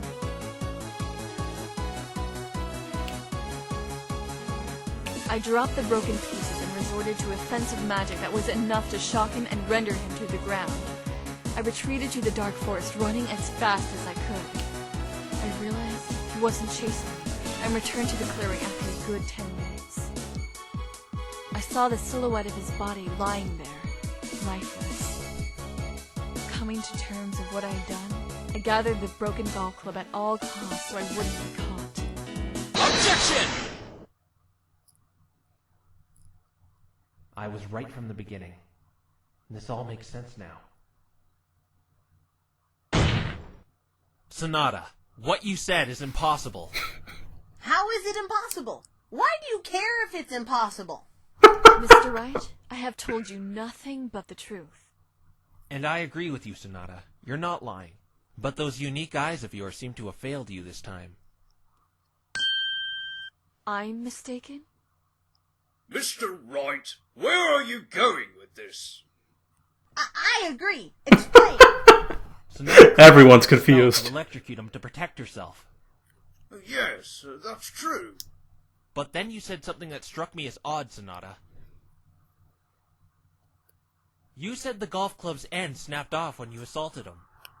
And that's that piece you found. What's odd about this? It's odd because the handle and the metal piece were in two different locations. The metal piece under the cloud, and the handle in the dirt. This was all a waste of time. It's easy to see what happened here. After she hit him with a golf club, the end ricocheted off his neck into the dirt after it snapped. Yes, even I can see that's what happened. That's saying a lot. No, Your Honor. That's not what happened. Let's recall how Sonata stated how the events took place. I dropped the broken pieces and resorted to offensive magic that was enough to shock him and render him to the ground. Sonata stated she dropped the pieces after she struck him. Sonata, is this true? Yes, I did. I was still holding onto the pieces after they snapped. I dropped them in place. But you said another thing, Sonata. I saw the silhouette of his body lying there, lifeless. Coming to terms of what I had done, I gathered the broken golf club at all costs so I wouldn't be caught. But the one piece was still there. Sonata, why didn't you gather the broken end of the club if you were trying not to get caught? I couldn't find it.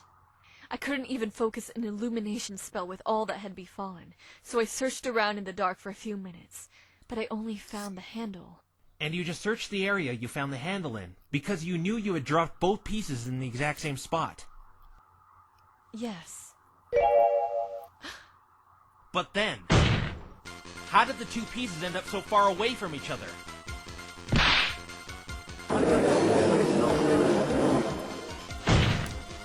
The handle was right in this location according to Gilda's testimony, and the imprint it left. But the end was next to Ace's body under the cloud. Exactly.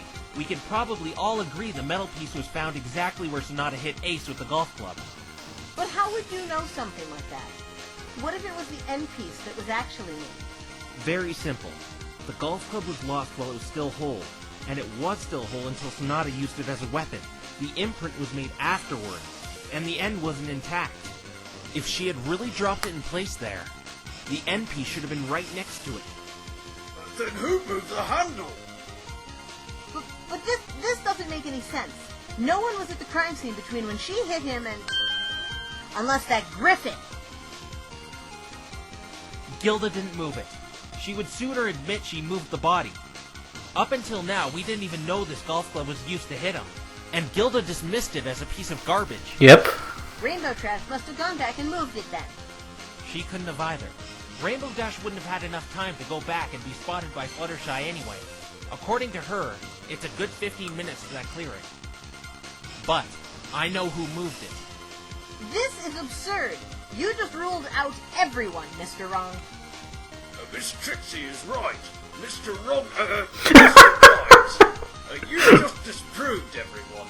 Who could have possibly moved it? I'll tell you who. The answer is the victim himself. Ace moved the golf club. What? Not Hello? Thinking! He moved it! He was dead! Mr. Wright! Have you lost your mind? It's the truth, Your Honor. I believe Sonata did perform this spell and electrocuted him. But I think it was only enough to render him unconscious for a few minutes. But he was dead when I got back. He wasn't breathing, I'm sure of it. You're correct, Sonata. He was dead when you got back. So he must have died in between when you ran away and returned to the crime scene. This is ridiculous. How did he die if the lightning bolt or being hit with that spell didn't do it? It was the second lightning bolt. No, no, no! We've been through this a million times. It didn't strike at all. 3 of our witnesses didn't hear it because it was a dud bolt. Make it 4 because I didn't hear it either. I don't believe it was a dud bolt. From my understanding, lightning here in Equestria makes sound based on vibrations of the impact of what it hits. After he woke up, he must have been fumed after Sonata's assault on him, and quitting as his manager. He probably took to the air to pay Sonata back in space. Therefore, if we take into account that the bolt struck him in midair, it wouldn't have made a sound. Did you forget about his suit? From my understanding, a Pegasus is completely impervious to lightning while wearing that suit in midair. The exposed parts are completely covered while flying, and it still would have pierced his body and left a burn mark on the ground, making a sound in case you want to suggest he wasn't wearing it. What about the wings? They're clearly exposed. What if the bolt hit one of those? Due to the anatomy of Pegasi wings being so fragile compared to the rest of their body, a lightning bolt would have taken his wing clean off. And yet, both his wings are still intact with no damaging whatsoever. Cruise Control took a picture of him wearing the suit as he was entering the forest. He was indeed wearing it from that point till his demise. I don't understand. There's no way he could have been electrocuted by a stray bolt then. She's right, Wrong. We're back where we started yesterday. You can't say a random bolt hit him in midair not making a sound without concrete proof. But this time I have concrete proof. Now that I know one other factor of the events. The golf club. Or handle, should I say. Now we know he's the one who could have moved it, right? Mr. Wright. Angered by being struck and burned by it, he picked it up and took to the air to get a better view of the dark forest. Now where would a Pegasus hold a stick while he's in the air? Probably in his mouth. But that's the only place he could hold it while flying, I think. Yeah? Right, Your Honor. In his mouth. Mr. Wright.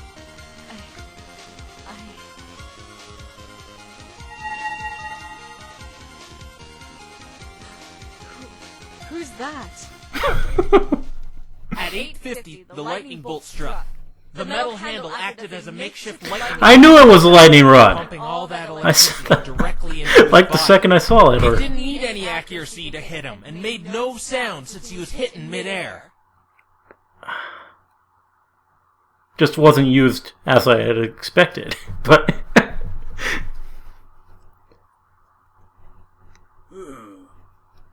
This would seem to explain a few things. Do you have any retort to this possibility, Miss Trixie? No, Trixie. I can't beat that. The Trixie looks all prosecution- defeated. Aww. Sad Trixie. Mr. Wright, I don't know what to say.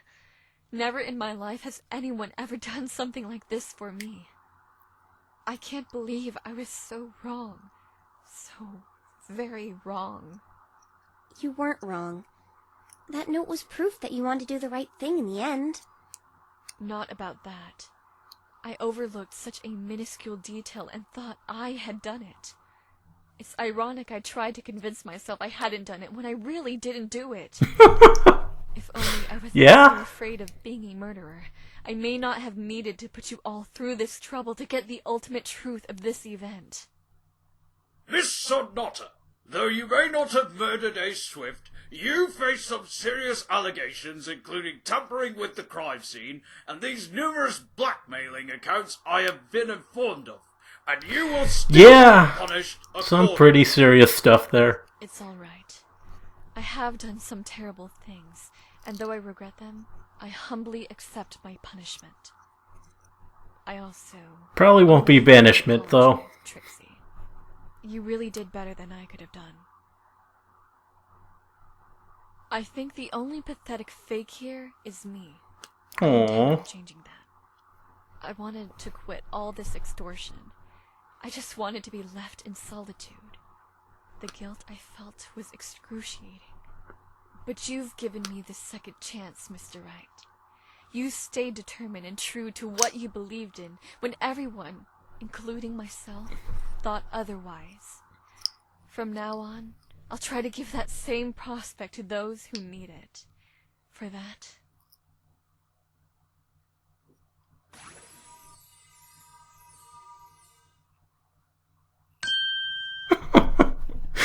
Pretty cute. Thank you, Phoenix. Though I think she looks better with the glasses.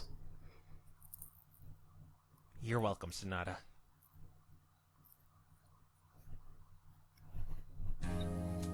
What a very peculiar turn of events. The victim ended up being responsible for his own death. There was no murder at all. But perhaps all that karma finally nipped him in the back very hard.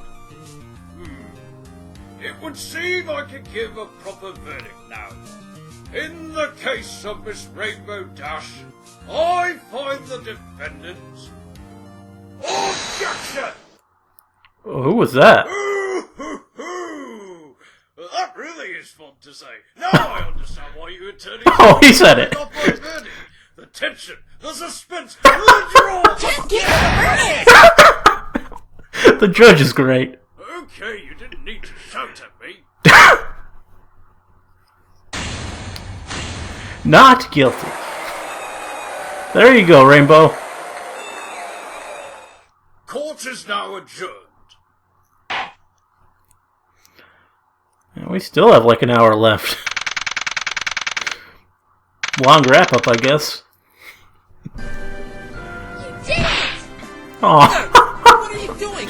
Let me go! Adorable pony there. Victory hug! Jeez, you're so uptight! I'd take the hug from Rainbow Dash. Rainbow Dash, but Sonata as well. And there's Scootaloo. I came as fast as I could. Scootaloo? What are you doing here? It's her first time being in this, I think. But those armored thugs wouldn't let me through. And you have no idea how much I wanted to come to the trial yesterday, but I was stuck in school. Aw. Can you believe it? This was an emergency. But today's a school day too. Right, but then I remembered Apple Bloom got the day off to come down here. That's because she was testifying as a witness. Don't tell me you just took the day off without any permission. Oh, Scootaloo. Okay, I won't tell you that. You're deliberately cutting your classes? What is wrong with this generation? The reason I came down here was to help. Detective Scootaloo has come to crack the case as a cutie mark crusader private investigator. Not another one. You're that lawyer today. Now we just need Sweetie Belle. Look at all this wicked evidence I found. Here. A bottle cap? A peanut? And a pine cone? Yeah. I'm glad you came down to help, kid, but everything's fine now. Don't encourage her. She's skipping school. Oh, yeah, that's bad. And, Yeah, Rainbow's never done that before. shouldn't... She's a model student. Anything to help you, Rainbow Dash. Well, back on the subject of Sonata, do you have any idea what's going to happen to her? She's still gonna be punished for tampering with the crime scene and blackmailing all those racers. But that's just a slap on the wrist compared to the punishment of murder. Is the same thing going to happen to Gilda? Yeah, she moved the body. But like I said, it's only a slap on the wrist. They won't be in there for too long. Yes, I don't mind. It could have been worse. Much worse. She's all smiling now. Aren't you being brought into custody? I asked if I could speak with you one more time and the guards accommodated my request. What did you want to talk to me about? You were right. I have done some despicable things. I'm sorry, I didn't mean to say that. You don't need to feel bad for me. I owe you an apology. And to you, Rainbow Dash. I not only took part in the blackmail you were a victim of, but tried framing you for murder. Yeah, that's pretty hard to forgive. Forgive me. After what you put me through? Of course I don't, you no good conniving... Rainbow! You can't expect her. It's okay if she Just let that slide.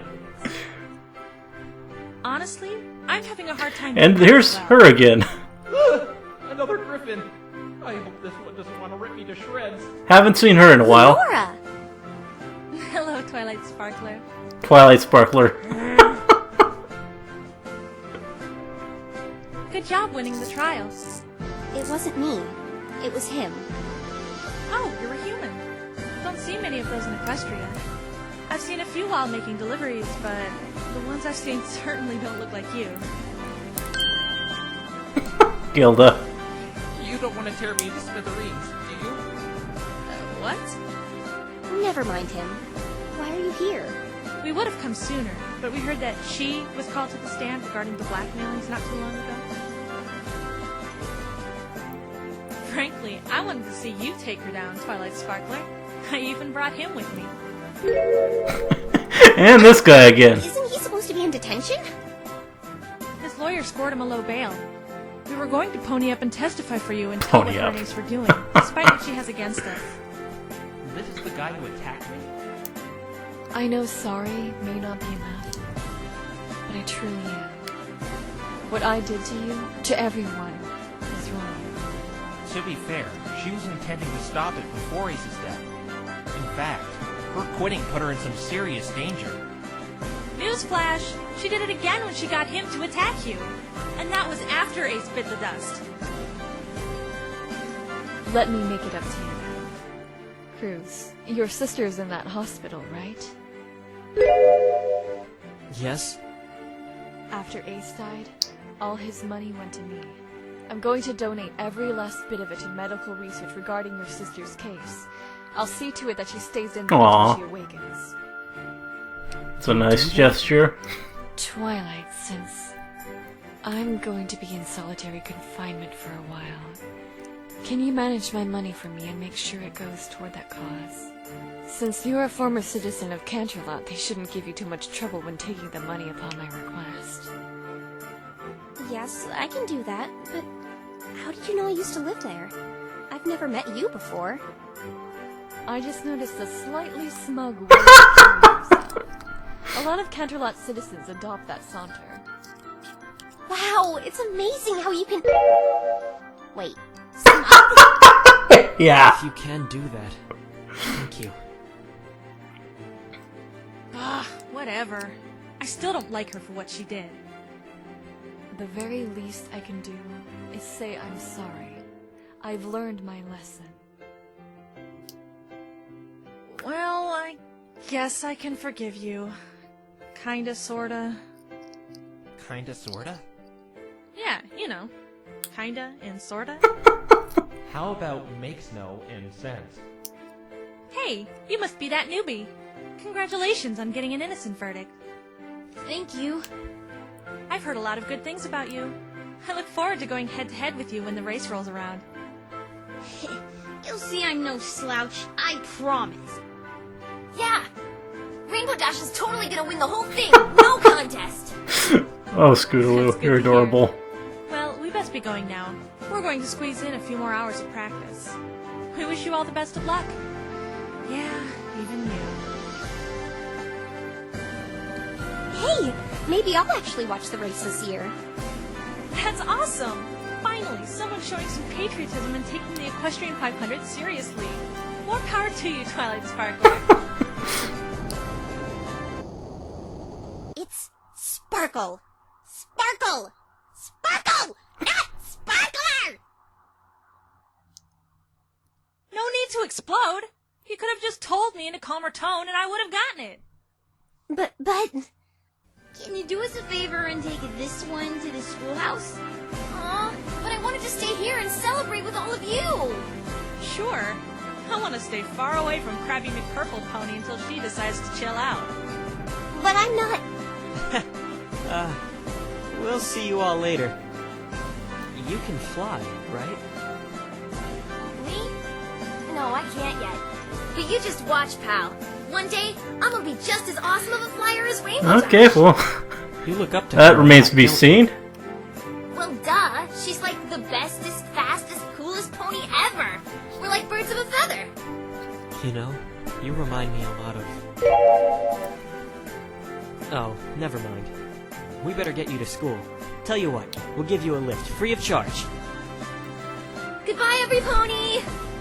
Sparkle, sparkle, sparkle. You can't yell at me. It's not my fault pony names are hard to pronounce. How in the hoof is Twilight Sparkle hard to pronounce? That went over a little better than I expected. Phoenix, can you please do one more thing for me? What's that? It's about that Pinkie Pie. Pinkie Pie? What about her? Tell her. Oops, sorry, I spoke. I spoke again! And again! Huh? Are you okay? It's a cutie mark. It must mean your special talent is poking Pony's eyes out with that horn. I was trying my hardest not to laugh. Will do.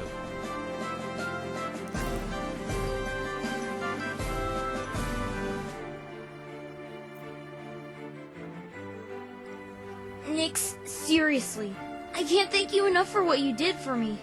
I owe you one. Really? Because I don't think I'm the one you should be thanking. Huh? What do you mean? There's someone who deserves your gratitude even more. Oh, right!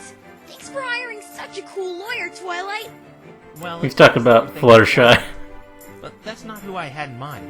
You got acquitted because of this someone. The judge? No. Scootaloo? No! Someone who the trial would have ended differently without. Can you refresh my memory? I forgot. Oh, Rainbow.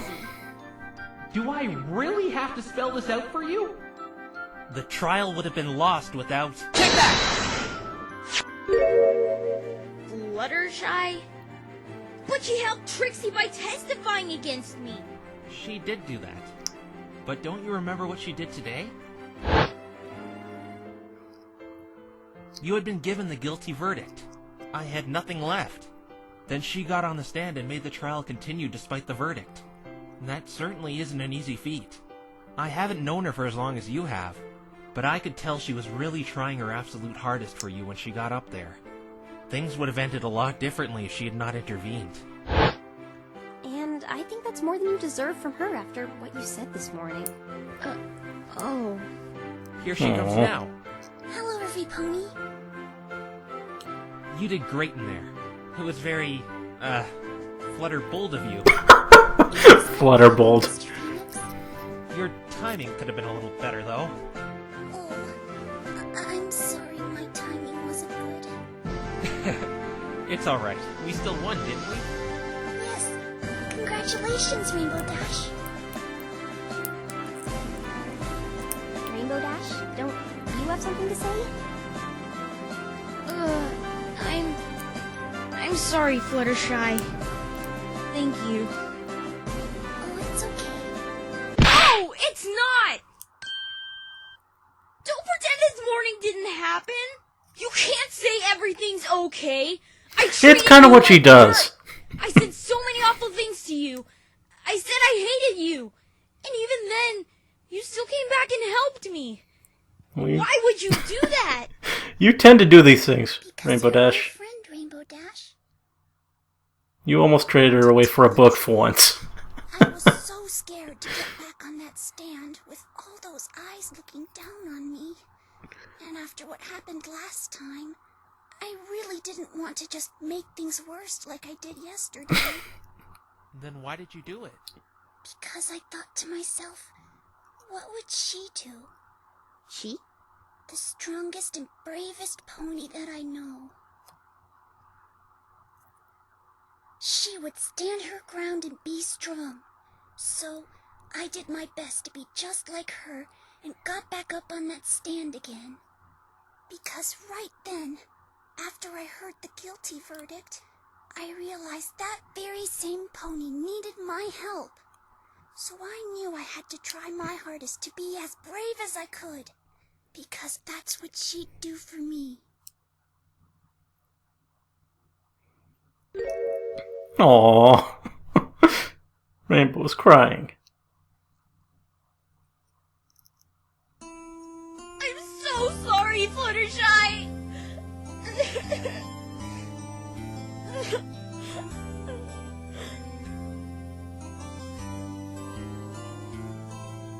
I was a big jerk. There, it's okay, Rainbow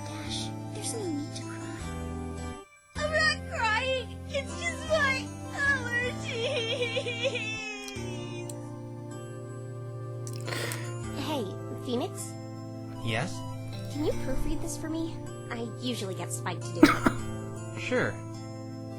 Dear Princess Celestia, I learned something from the most unlikely pony, Trixie.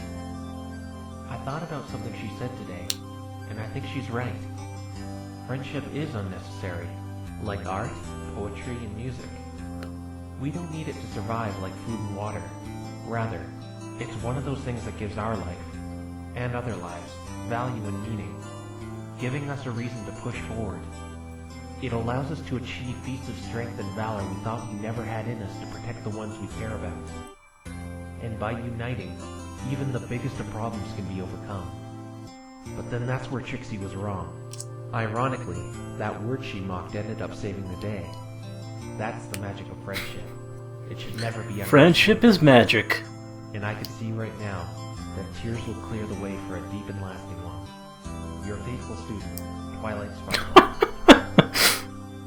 It's perfect.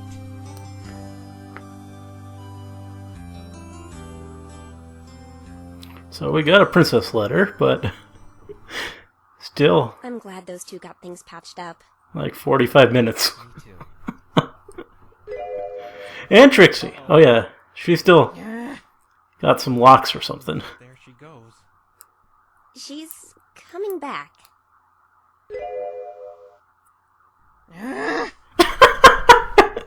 Yeah. And coming back again. She doesn't look happy. Phoenix, this may be a bit selfish, but can you do me a favor? What? Can you please go talk to Trixie? What do you want me to talk to her? It's that issue I wanted to bring up with you. She bears awful feeling towards me for some reason. She won't listen to me, but she may speak with you. You're not the one who just had a hat thrown at you. Besides, I just foiled her revenge scheme. Do you think she really wants to talk to me right now? Let alone see me? Please, Phoenix. There was another pony in Equestria who was consumed by feelings similar to hers, and the result wasn't pretty. Okay, I'll try. But I'm out of there if she starts tossing more stuff at me. Thank you, Phoenix. Before I try, what does this have to do with the Megatama? Just ask her, what do you have against Twilight Sparkle and her friends, and you'll see for yourself. She'll probably respond with the Ursa Minor, but I know that's not the case. Alright, wish me luck. I'm gonna need a lot of it.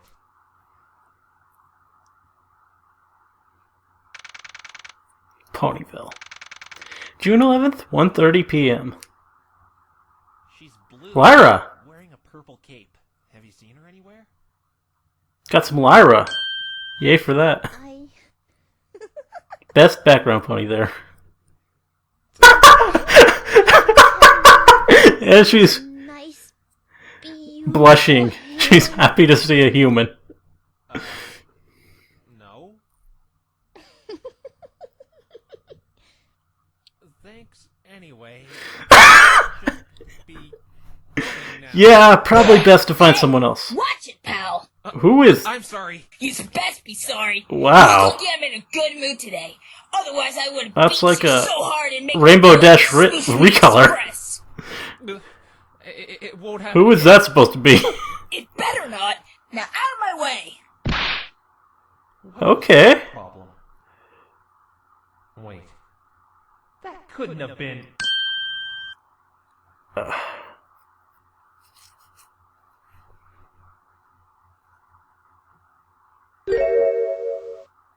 You ruined everything. I wanted to give back your hat. You dropped it. Or, whipped it at my face. Give that back, you rotten thief. That's mine. This isn't going so well. So, why did you come out here? Come to chastise me? Put me in my place? No, of course not. I just wanted to talk to you, that's all. Well, I don't want to talk to you. I'm not in the mood. Trixie, take this however you want. But you did a good job in there. You did a really good job. I thought you had me several times the past 2 days. Don't patronize me. I lost. But it's not about winning or losing when you're an attorney. It's about the truth. And I think you realize that too. I remember you siding with me when Gilda was giving her false testimonies. And that move you made against Sonata regarding that teleportation had no benefits for you as a prosecutor. I don't care about any stupid truth. Do you remember how that Griffin felt bad about revenge? It certainly didn't for me. As soon as I heard that guilty verdict, I felt like I was on top of the world. I suppose that makes me bad. But whatever. It's not like it even matters anymore. But what I'm trying to say is, it's up to the defense and the prosecution to push each other to their limits. And you certainly delivered. It could have done without the insults. But you did well keeping me in check. That isn't a hard thing to do, since you are such a blithering moron. Oh, Trixie. Get through to her. I'm quitting this whole prosecutor thing anyway. It was just another occupation my parents put me in while growing up in Canterlot. I never even cared about it up until this point. The only thing driving me to excel at it was to get some redemption, but it's not like I have much to go back to. My other routine is in just as bad shape. Why's that? Why do you think? That lavender loser ruined it all. My stage is busted up and falling apart, and I don't have the money to fix it. Wherever I go, my shows bomb. I've made it regular practice to dodge tomatoes. Maybe it's just because you're so ostentatious. Ostentatious. Yeah, that sounds terrible. It's not fair. It's like a cruel joke. Life gives you something you think you're gifted at, and then some little goody four-horseshoes know-it-all comes along and ruins all the success in a heartbeat. I hate her so much! Why does she have to be more talented than me in every little aspect? Why is it when I try to entertain with magic I get an angry mob, but when she does the simplest, stupidest magic trick at her own leisure, she gets... Ugh. Why am I telling you this? I don't want to talk to you. Buzz off. You know, when I was a kid, I was really into magic. I wanted to be a magician myself. I wanted one of those fancy silk hats. But my parents never got me one. They were too expensive. What's this have to do with anything? I don't know. I just wanted to try to talk to you on some sort of common ground. I thought it was traditional for a magician to wear a silk hat. Do you honestly think I care about your pathetic life? Sorry, but I'm a little busy dealing with mine. So for the last time, leave me alone. I know I'm probably gonna regret this. You know, I'm curious. I've seen Trixie the prosecutor, but I haven't seen the great and powerful Trixie the magician. Can I see your magic show, Trixie? Ha! That's a good one. Why would I want you to see my show? You owe me a voucher. What? Yesterday, you said you'd give me a voucher for one of your performances after I accused Fluttershy. Twilight doesn't seem to be sending me back home anytime soon, so I'll watch your show in the meantime. I was being sarcastic, you know. Yeah. Fine, I won't watch it then. No, please. Now Trixie wants it. I mean, I'm just not used to getting requests to perform. That's all. I'll let you see it.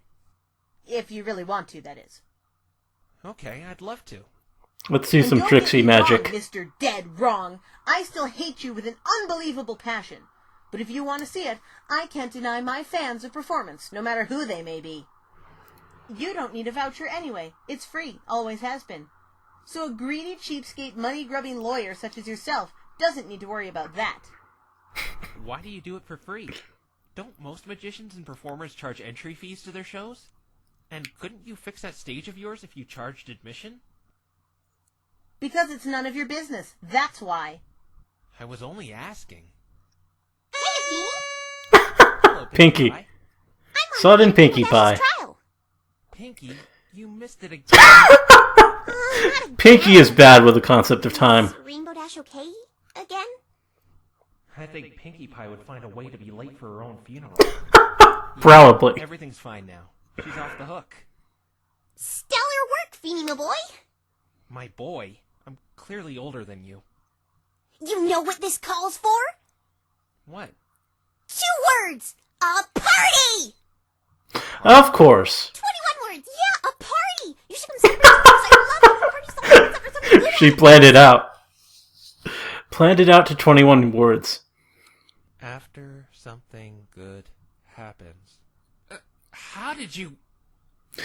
Don't question it. It would seem to be the occasion to throw one. What about you? Do you want to come? Huh? Me? Invite Trixie. Yeah, you! Yeah, Pinky would. You want to invite me to a party? Like they say, the more the merrier. And you're all grumpy all the time, so I figured a party would turn that frown upside down. Maybe you could put on your show there. You'll have a larger crowd that way.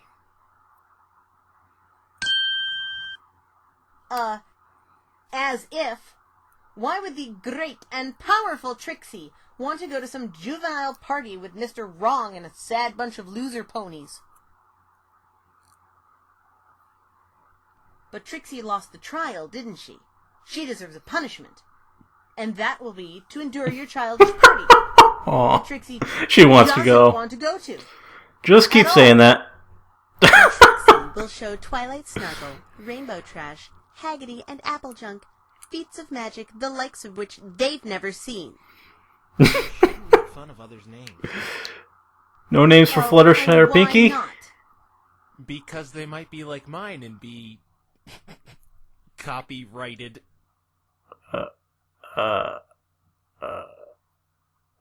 Yeah, that's not gonna work. And you are? Those insult names are some of the worst things I've ever heard. And I don't mean they're offensive. Excuse me for trying to lighten up the mood. You're saying Trixie isn't funny? Trixie will show you, Mr. Wrong. Get ready. Trixie is about to display... Oh, this had better be good. ...in her arsenal. This is gonna be good. Be warned, many have been known to die of laughter from this one. Give me a break. All this Here build up. goes. Why do they call me the great and powerful Trixie? Because I'm always playing tricks. Oh, wow. See, you're no better at it.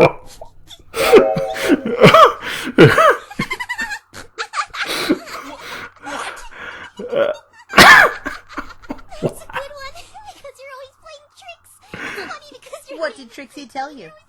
Trixie's humor is only rivaled by that of her show-stopping magical powers. Your jokes are about as... Pinky would laugh at that. Yeah. It's basically the exact same kind of punchline as mine. I'll go tell the rest about the party.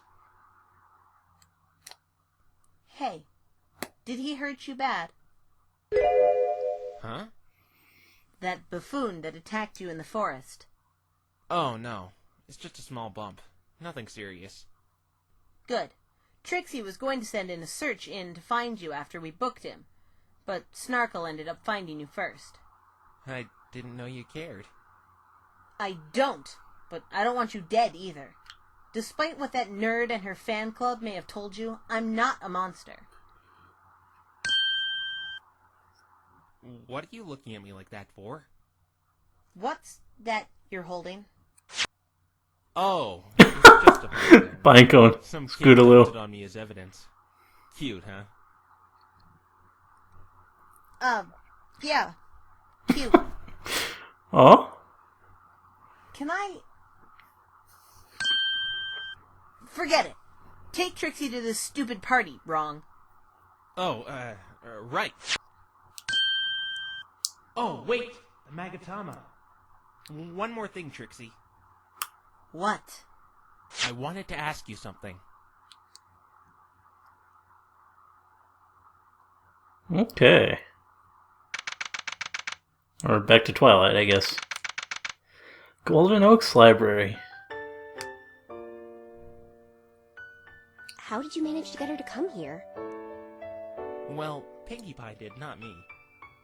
Still, her show was a bit more tolerable than it was last time. This is after the party, I guess. Because I'm still new here.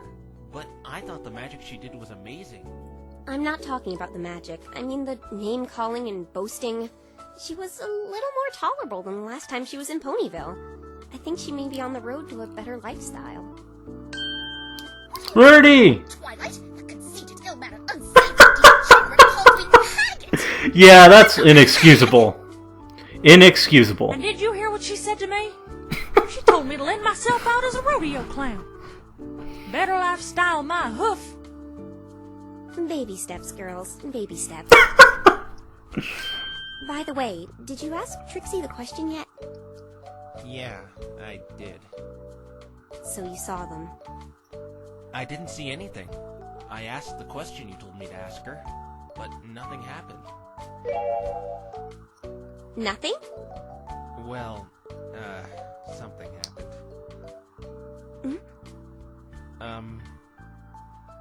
What's with the pause? You want a cookie or something, you spiky-headed twit? It's that dumb star-spangled fleabag bear, and it always has been. That purple pest put you up to this, didn't she? Tell Dorklight and her dumb bangs to stop pestering Trixie with that question when she knows the answer to it. Never mind. Nothing happened. But I could have sworn. Hello. Whoa! Celestia! This is the first thing in Equestria that makes me on eye level. Princess! Princess? Best princess. Bow! It's all right, Twilight. There's no need for you to bow. Got some Celestia in here. That's good. I want an explanation now. Hey, you! Yes? Twilight told me you told her to bring me here because you knew me. Then you told her to deceive me. Oh, she did now. I'm sorry, but I had to tell him.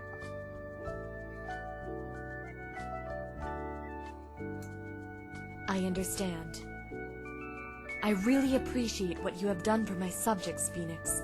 It's really an honor meeting you. But Princess, you said you knew him. I've never seen you in my life. And you couldn't have Yeah, you'd remember meeting Celestia. You're not exactly inconspicuous.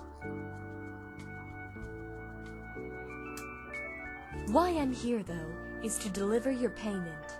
I'd rather deliver it personally, as something seems to be wrong with the mail in Ponyville.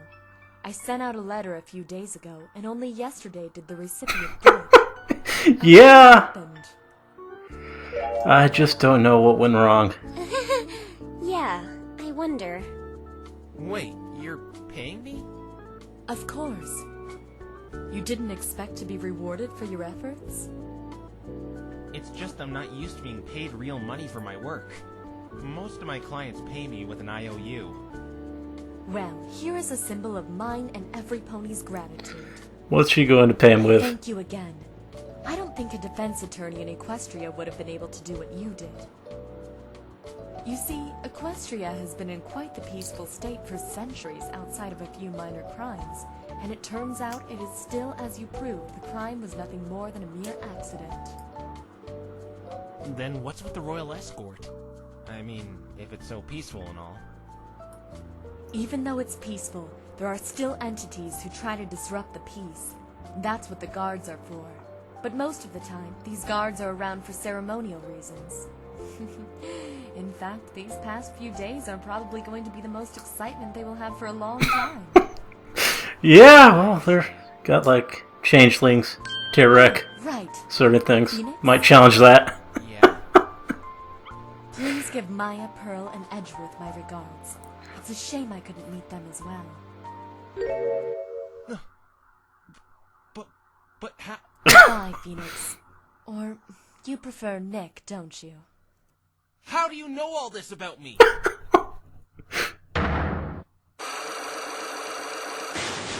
Okay, got some locks on Celestia.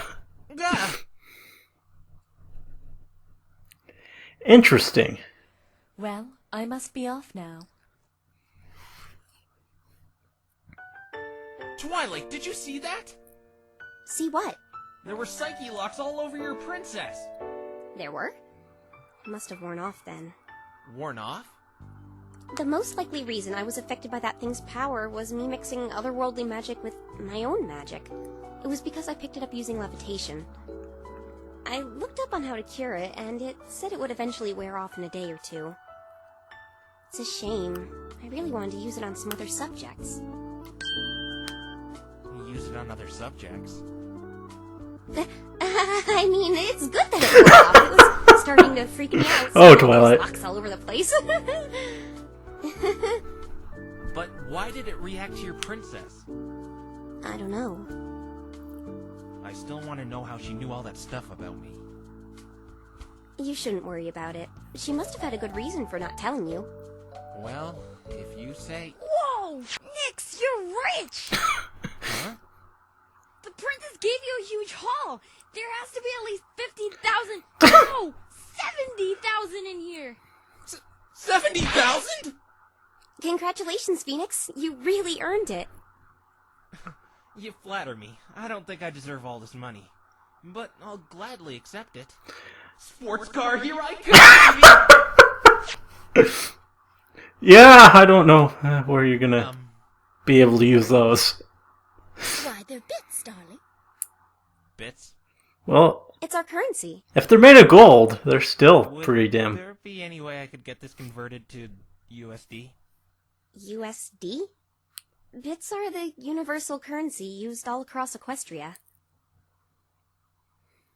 No! All this might as well be play money!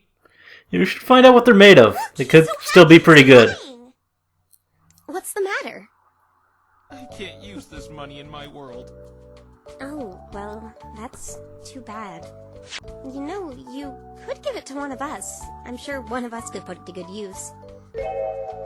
Oh, you should totally give it to a faithful client who never doubted you for a second. Every lawyer... He's gonna give it to Trixie. The best one.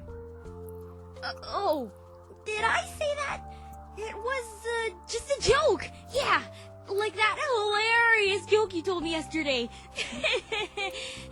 You're always right because your name is Wright, but you mean right as in being correct. Really now, I'm sure Mr. Wright will give that generous sum of riches to some pony who generously fixed his suit. Yeah. I know. Remember how I didn't knock you upside the head? I don't think that's enough. Actually, I've decided who I want to give it to. Oh yeah, baby! Hey, Trixie. What do you... That's what I thought, yep. I want you to have it. You're giving that money to... me? What? Don't tell me you're serious. Why are you giving it to her? I'm with Rainbow on this one. She hasn't done one good thing to deserve that money. And she called me Haggerty! Yeah, still pretty inexcusable. Besides me, walking out of this experience empty-handed. Hooved. That doesn't mean you should give it to her. Look at all she's done. She almost got Rainbow Dash banished. Yeah! I remember a moment today Sonata backed me into a corner regarding teleporting, until Trixie interjected. I'm a strong believer everything isn't in black and white. Especially after this case. Sometimes good people make mistakes, and do things they may come to deeply regret later.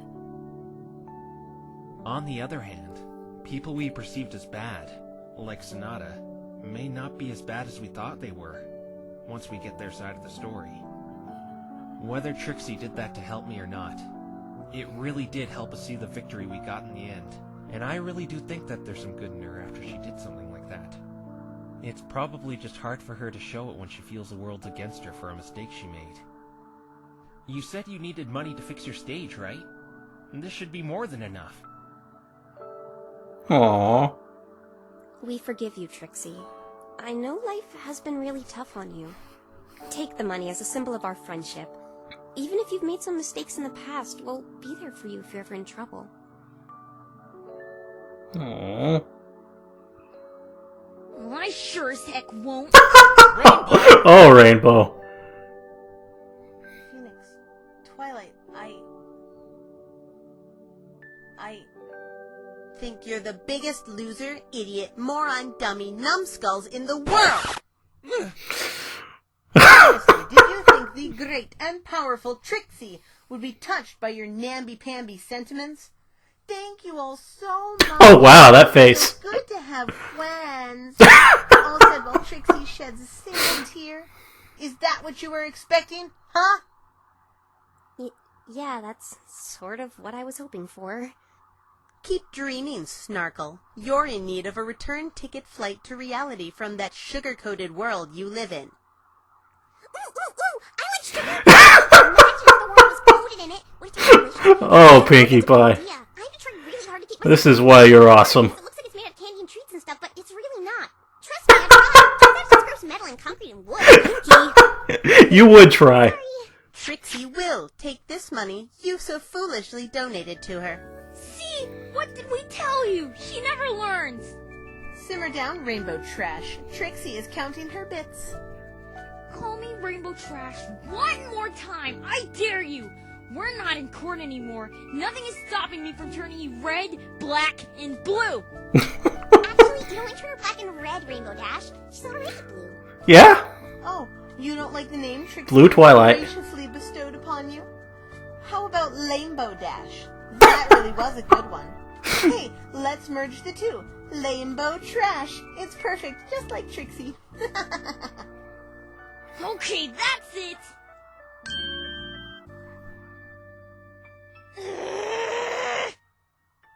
Just calm down, Rainbow. I suppose it's just her way of saying thank you. An obnoxious, stuck-up way of saying it, if you ask me. Whatever. Still can't believe you gave all that to her. What a waste. I'm sure deep down in her heart she really is thankful. Even if she doesn't show it. Yeah, she's not very good at expressing herself. Gratitude after that. Guess you can't win them all. Hey! Let's take a picture to commemorate. Who has a camera? I do. But I used the last of the film during the investigation. None of you have one? I have one, but it's all the way back at home. I can go get it if you want. I'm sure we can wait.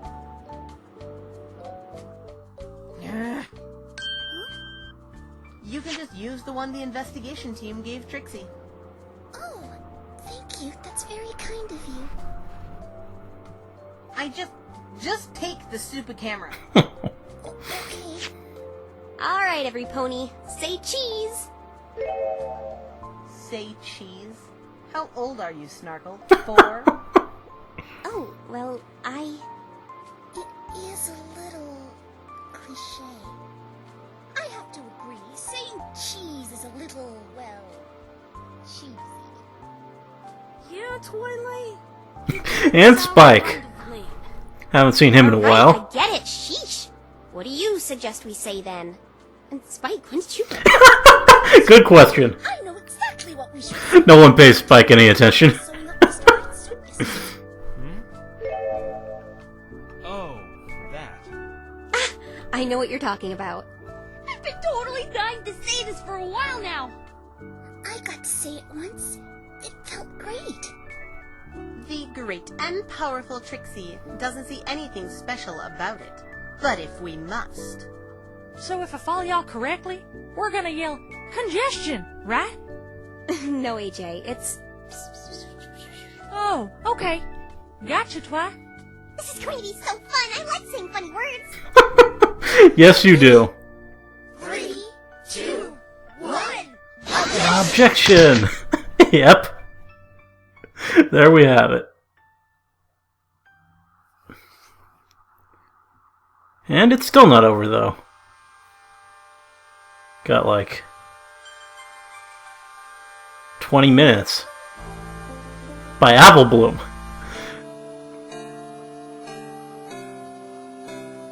Oh, you're leaving? You're not the only one going. The zoo is taking back all of their animals tomorrow. I'm really going to miss them. I remember you said you liked animals too. How about you come back sometime and I'll introduce you to mine? I'm sure they'd love to meet you. I mean, if you're not busy or anything like that. Fluttershy. I can't believe it's over already. Always. Hey, maybe there's a sequel in the works. Same back. No, My Little Investigators. Oh, I got it. Phoenix Wright, Ace Attorney, The Revenge of Wagner. It's going to be super hunga fun. I close her billing. Don't think there was a sequel, but there was a lot of works inspired by it. I don't believe Rarity! It smells absolutely putrid. I wasted all my money in an all-day outhouse. I'm marching down to that post office and clamoring for a refund. On the other hand, I ought to learn to do more research next time before making such a big purchase like that. Hey, Barry! Can I keep the perfume? If you don't want it and all, I think it smells nice. You do, Derpy. This bile smells. Fine. If it makes you happy, keep it. That's nice of you. Just give it to Derpy.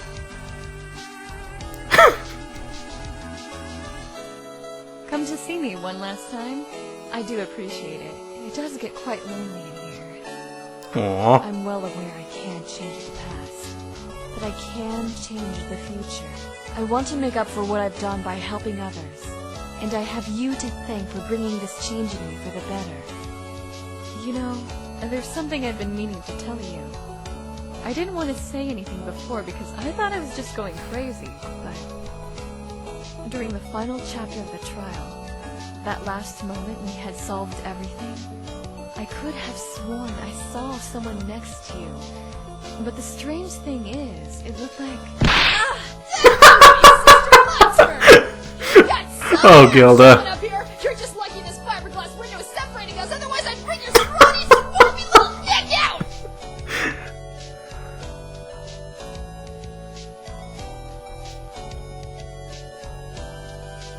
The race was called off because of what happened.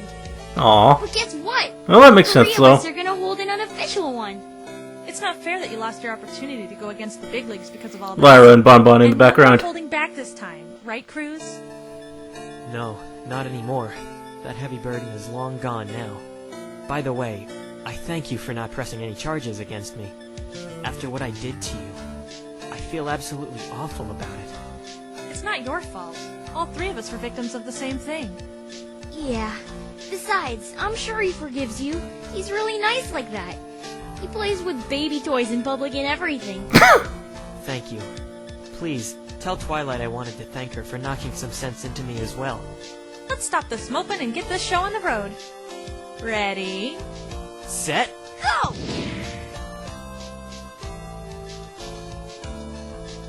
Okay. Who's next? Applejack. Showed me. Who was barely in the story at all. But one thing, can you tell old Beardy to, what are the words I'm looking for here? What my sister, Applejack, here is trying to say is this judge character is prancing about, shoving his love for Equestria in every pony's faces, and that's a tad overbearing for every pony around. It's okay. Just have to give Big Mac a speech at the end. But you shouldn't shove it down every pony's throat. I'm sure you wouldn't like it if we constantly tried to feed you apples, despite the fact you may not like them and prefer oranges. We should try to stay respectful to the fact you may not like apples. Every Yes. pony and everyone is different, and that's what makes the world so great, sharing opinions and learning more about each other's differences. There really isn't a clear-cut definition of normality, since every individual is so diverse if you think about it that way. Big Macintosh touches deep. That's what I was trying to say. Thanks, big brother. Yup.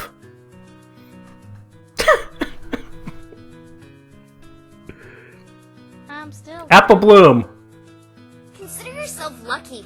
I got grounded and I have to do lousy community service for skipping school. I mean, what gives? I provided crucial evidence. They should be holding a parade in my honor.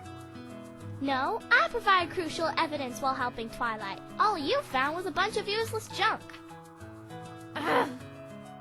Well, if I'd had a whole day off school like some pony, I would have found evidence. Are we gonna see Sweetie Bella? And said some pony. Or does she not appear at all? Stop it, girls. Got I Shirley. know you have something to do right now. Scootaloo. But mowing old Pony Jenkins' lawn is so boring. I guess you should have thought of that before you decided to skip school. Haha. And Apple Bloom, since you missed a whole day of school the other day, I think it's only fair you help her out with her community service to make up for it. What? There we go. To help them, Miss Cheerilee? No, Sweetie Belle, you don't. That's what you get for not being in the Today, isn't it? story at all. Out of trouble. How about we go to Sugar Cube Corner for a bowl of ice cream today? My treat. Yay! Go, Sweetie Belle. That's your reward for not being in it at all.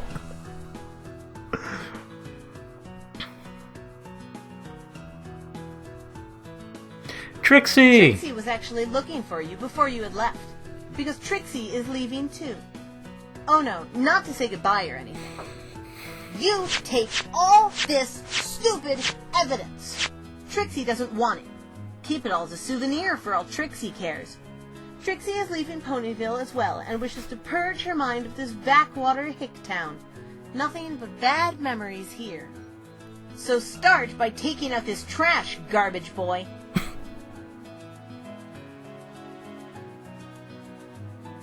Trixie.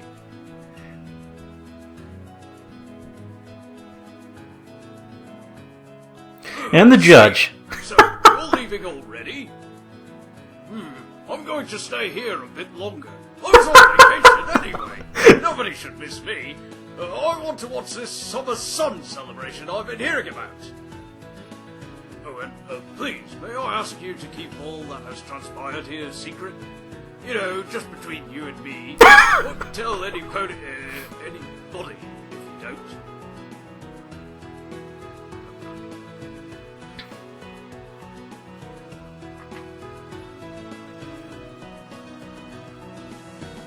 And Twilight. Thank you for everything, Phoenix. But I guess it's time to say goodbye now. I wish you could stay a bit longer, so we could get to know each other outside of investigating and trials.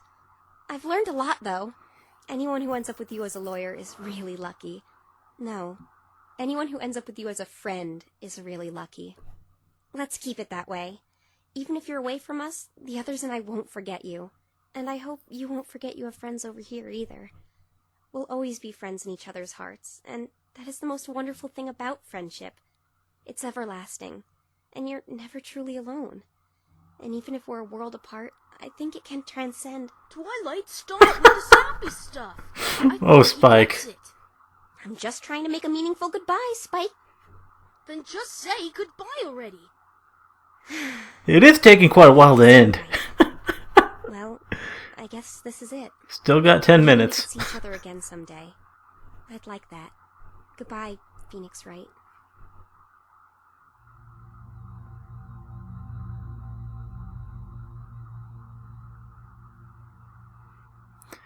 Sending him back.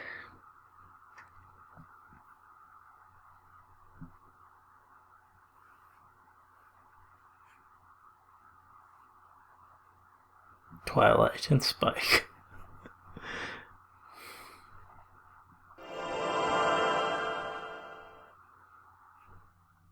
Back in his office. What an ordeal.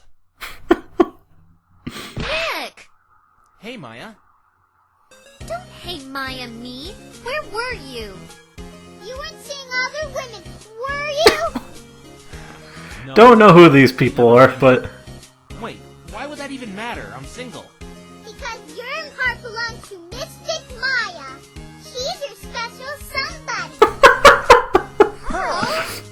Yes, right. I demand an explanation. Edgeworth? What are you doing here? Oh, no, you don't. Don't try to change the subject. You've been missing for almost 2 days. You wouldn't answer your phone or anything. If you must know, this girl pestered me to the brink to help search for you. He caved in once I told him you might be in trouble. Aw, were you worried about me, Edgeworth? No, I didn't. This girl was simply dragging me around town against my will, trying to find you. Nothing more. Where were you? Well, let's just say I was out of town. By the way, your slogan for the office. It attracted a lot of business, didn't it? No, just telemarketers. That's because you probably said it like an old man.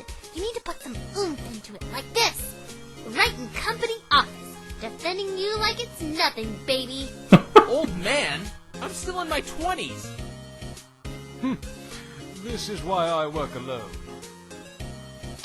You're changing the subject again. Fess up. Where have you been the last... Huh? What's that in your pocket? Huh? Yoink! Hey, no, don't open that! Aha!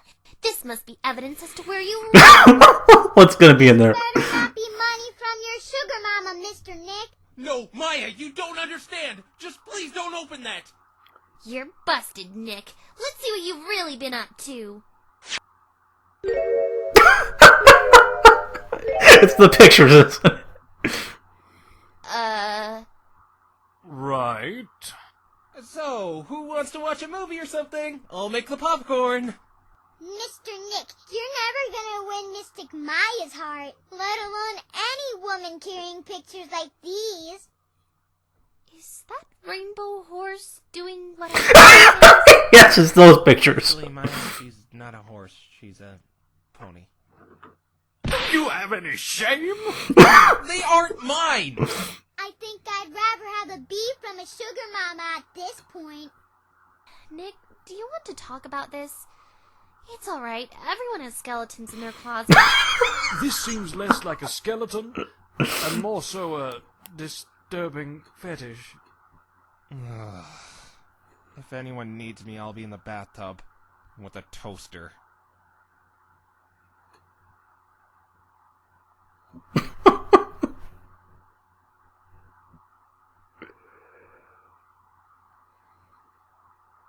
I can't believe I forgot to leave all the evidence I found there. My reward for this whole headache is money I couldn't use and those three thinking I'm a weirdo. What am I supposed to do with all this junk? Huh? What's this? I don't remember finding this during the investigation. Well, what's that? It's a hat. Where did this come from? There's something inside of it. You know, maybe I did get something out of this after all. That's the picture they took, isn't it?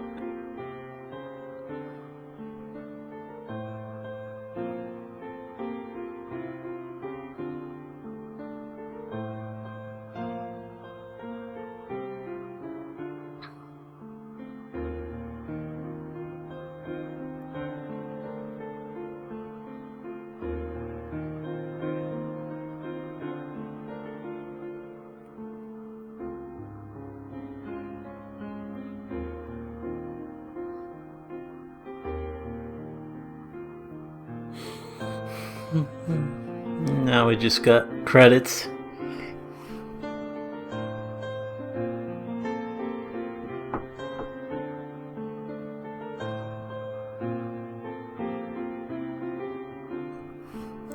But I'm sure there will be an after credit scene.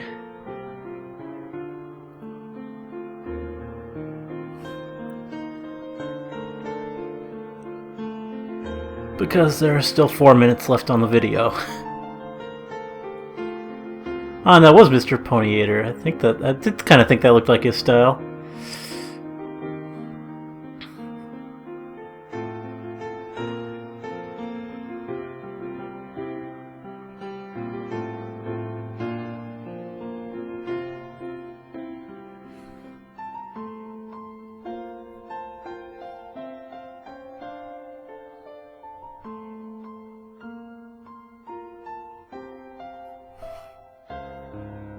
Yep, there's the picture they took.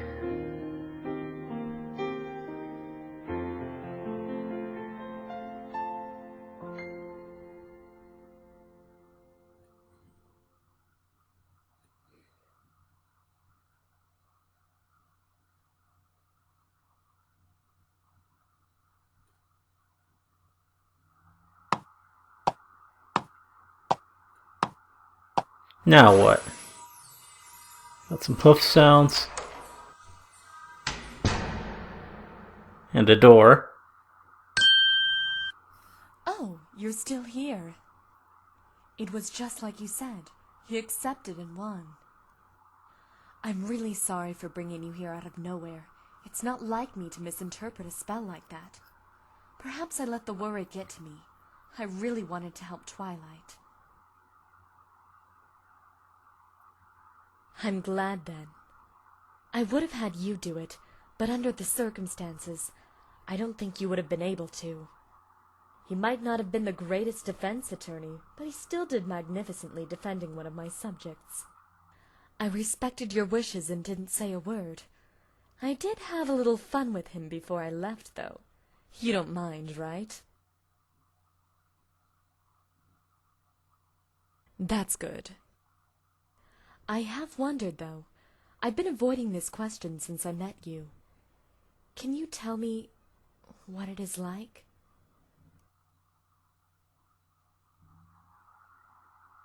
It's boring? Oh, that was a joke. It looks like Equestria?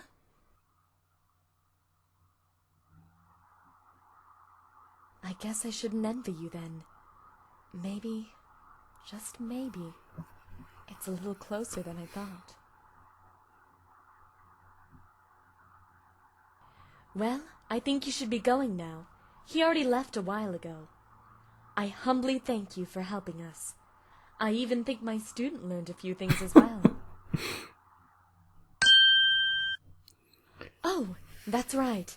You've told me all about him and all the wonderful things he's done. I've been so wrapped up in duties and other tasks, you haven't told me your name yet. May I ask what it is? My name? My name is...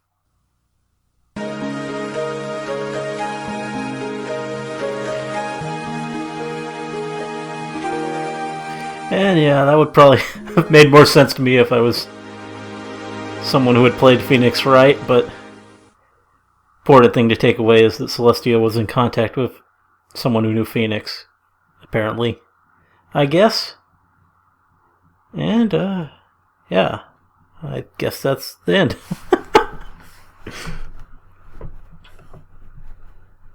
Oh, God. That was a serious long time to sit still in a chair watching something. Feels like I just sat through a really long film. Feeling not helped by the fact that the thing seemed to take longer to wrap itself up than the Return of the King does. That's not to say I was bored, though, just maybe a little fidgety. I'm really glad I had this new microphone that I didn't have to hunch over the whole time. That would have been torture. On the flip side of things, though, I do hope the new mic didn't end up picking up too much of all the shifting around in my seat I did. But yeah, this was a great, very complete feeling conclusion to the story. I enjoyed it a lot. I knew that golf club was going to end up having been used as a lightning rod, and that would have been how he died. I was actually kind of surprised, but willing to accept that I was wrong and that it had been just been used to hit him. But then, nope, it ended up having been that after all. Only difference was that it wasn't her holding it to him with magic or something, as I might have imagined, but instead rather just him taking it into his mouth. That's pretty interesting. It was really well done with all the reveals. I honestly had no idea where Phoenix was going with it after Sonata had confessed already. It really felt like we were done there, and just he brought all that other stuff out and then made it revealed that it was all an accident in the end, which was pretty cool, as it all came together surprisingly well. If there's one thing that really strikes me as kind of a whole, it's that the idea that the bits would be useless to Phoenix. I'm pretty sure they're explicitly referred to as being made of gold in canon. And even if they're not actual gold, it's still some kind of metal that probably has some value to it. Hard to believe it'd be entirely useless. And who knows, it's from another world. Could be something never before seen on Earth. I'd at least have Phoenix look into the makeup of them. Though, yeah, the sentiment of giving them to Trixie was pretty nice and did justify that. Really, the series took some liberties with her character, but for the most part, I think they did a good job of portraying Trixie and keeping her pretty interesting. Maybe giving her a little more depth than we'd expect. Really, the series did pretty good with all its characters. Sure, as I said before, there were some things, like at parts Fluttershy's naivety being a little greater than I'd expect. But Rainbow Dash was believable. Twilight, Pinky, and even small parts like Scootaloo really seemed to be on point. It also really made me enjoy other characters that were new to me, like Phoenix and the Judge, and also some of those OCs like Sonata. Anyway, this was a special thing, and I'm glad to have chosen it for my subscriber specials, and yeah. I don't know if I'll have another subscriber special video for a while. Maybe I'll do something a little longer for 1500, but the next one I'm really going to get serious about is 2000. I think when I get to that point, I'll continue with the tradition of doing MLP Ace Attorney crossover type stuff and maybe play My Little Investigations for you all, or at least start playing it. Might also do a Q&A at that point if there's interest. We'll see. But for now, that's about it. Thanks a lot to all of you, and as always, I hope you liked the commentary. Let me know if you did, and see you in the next one.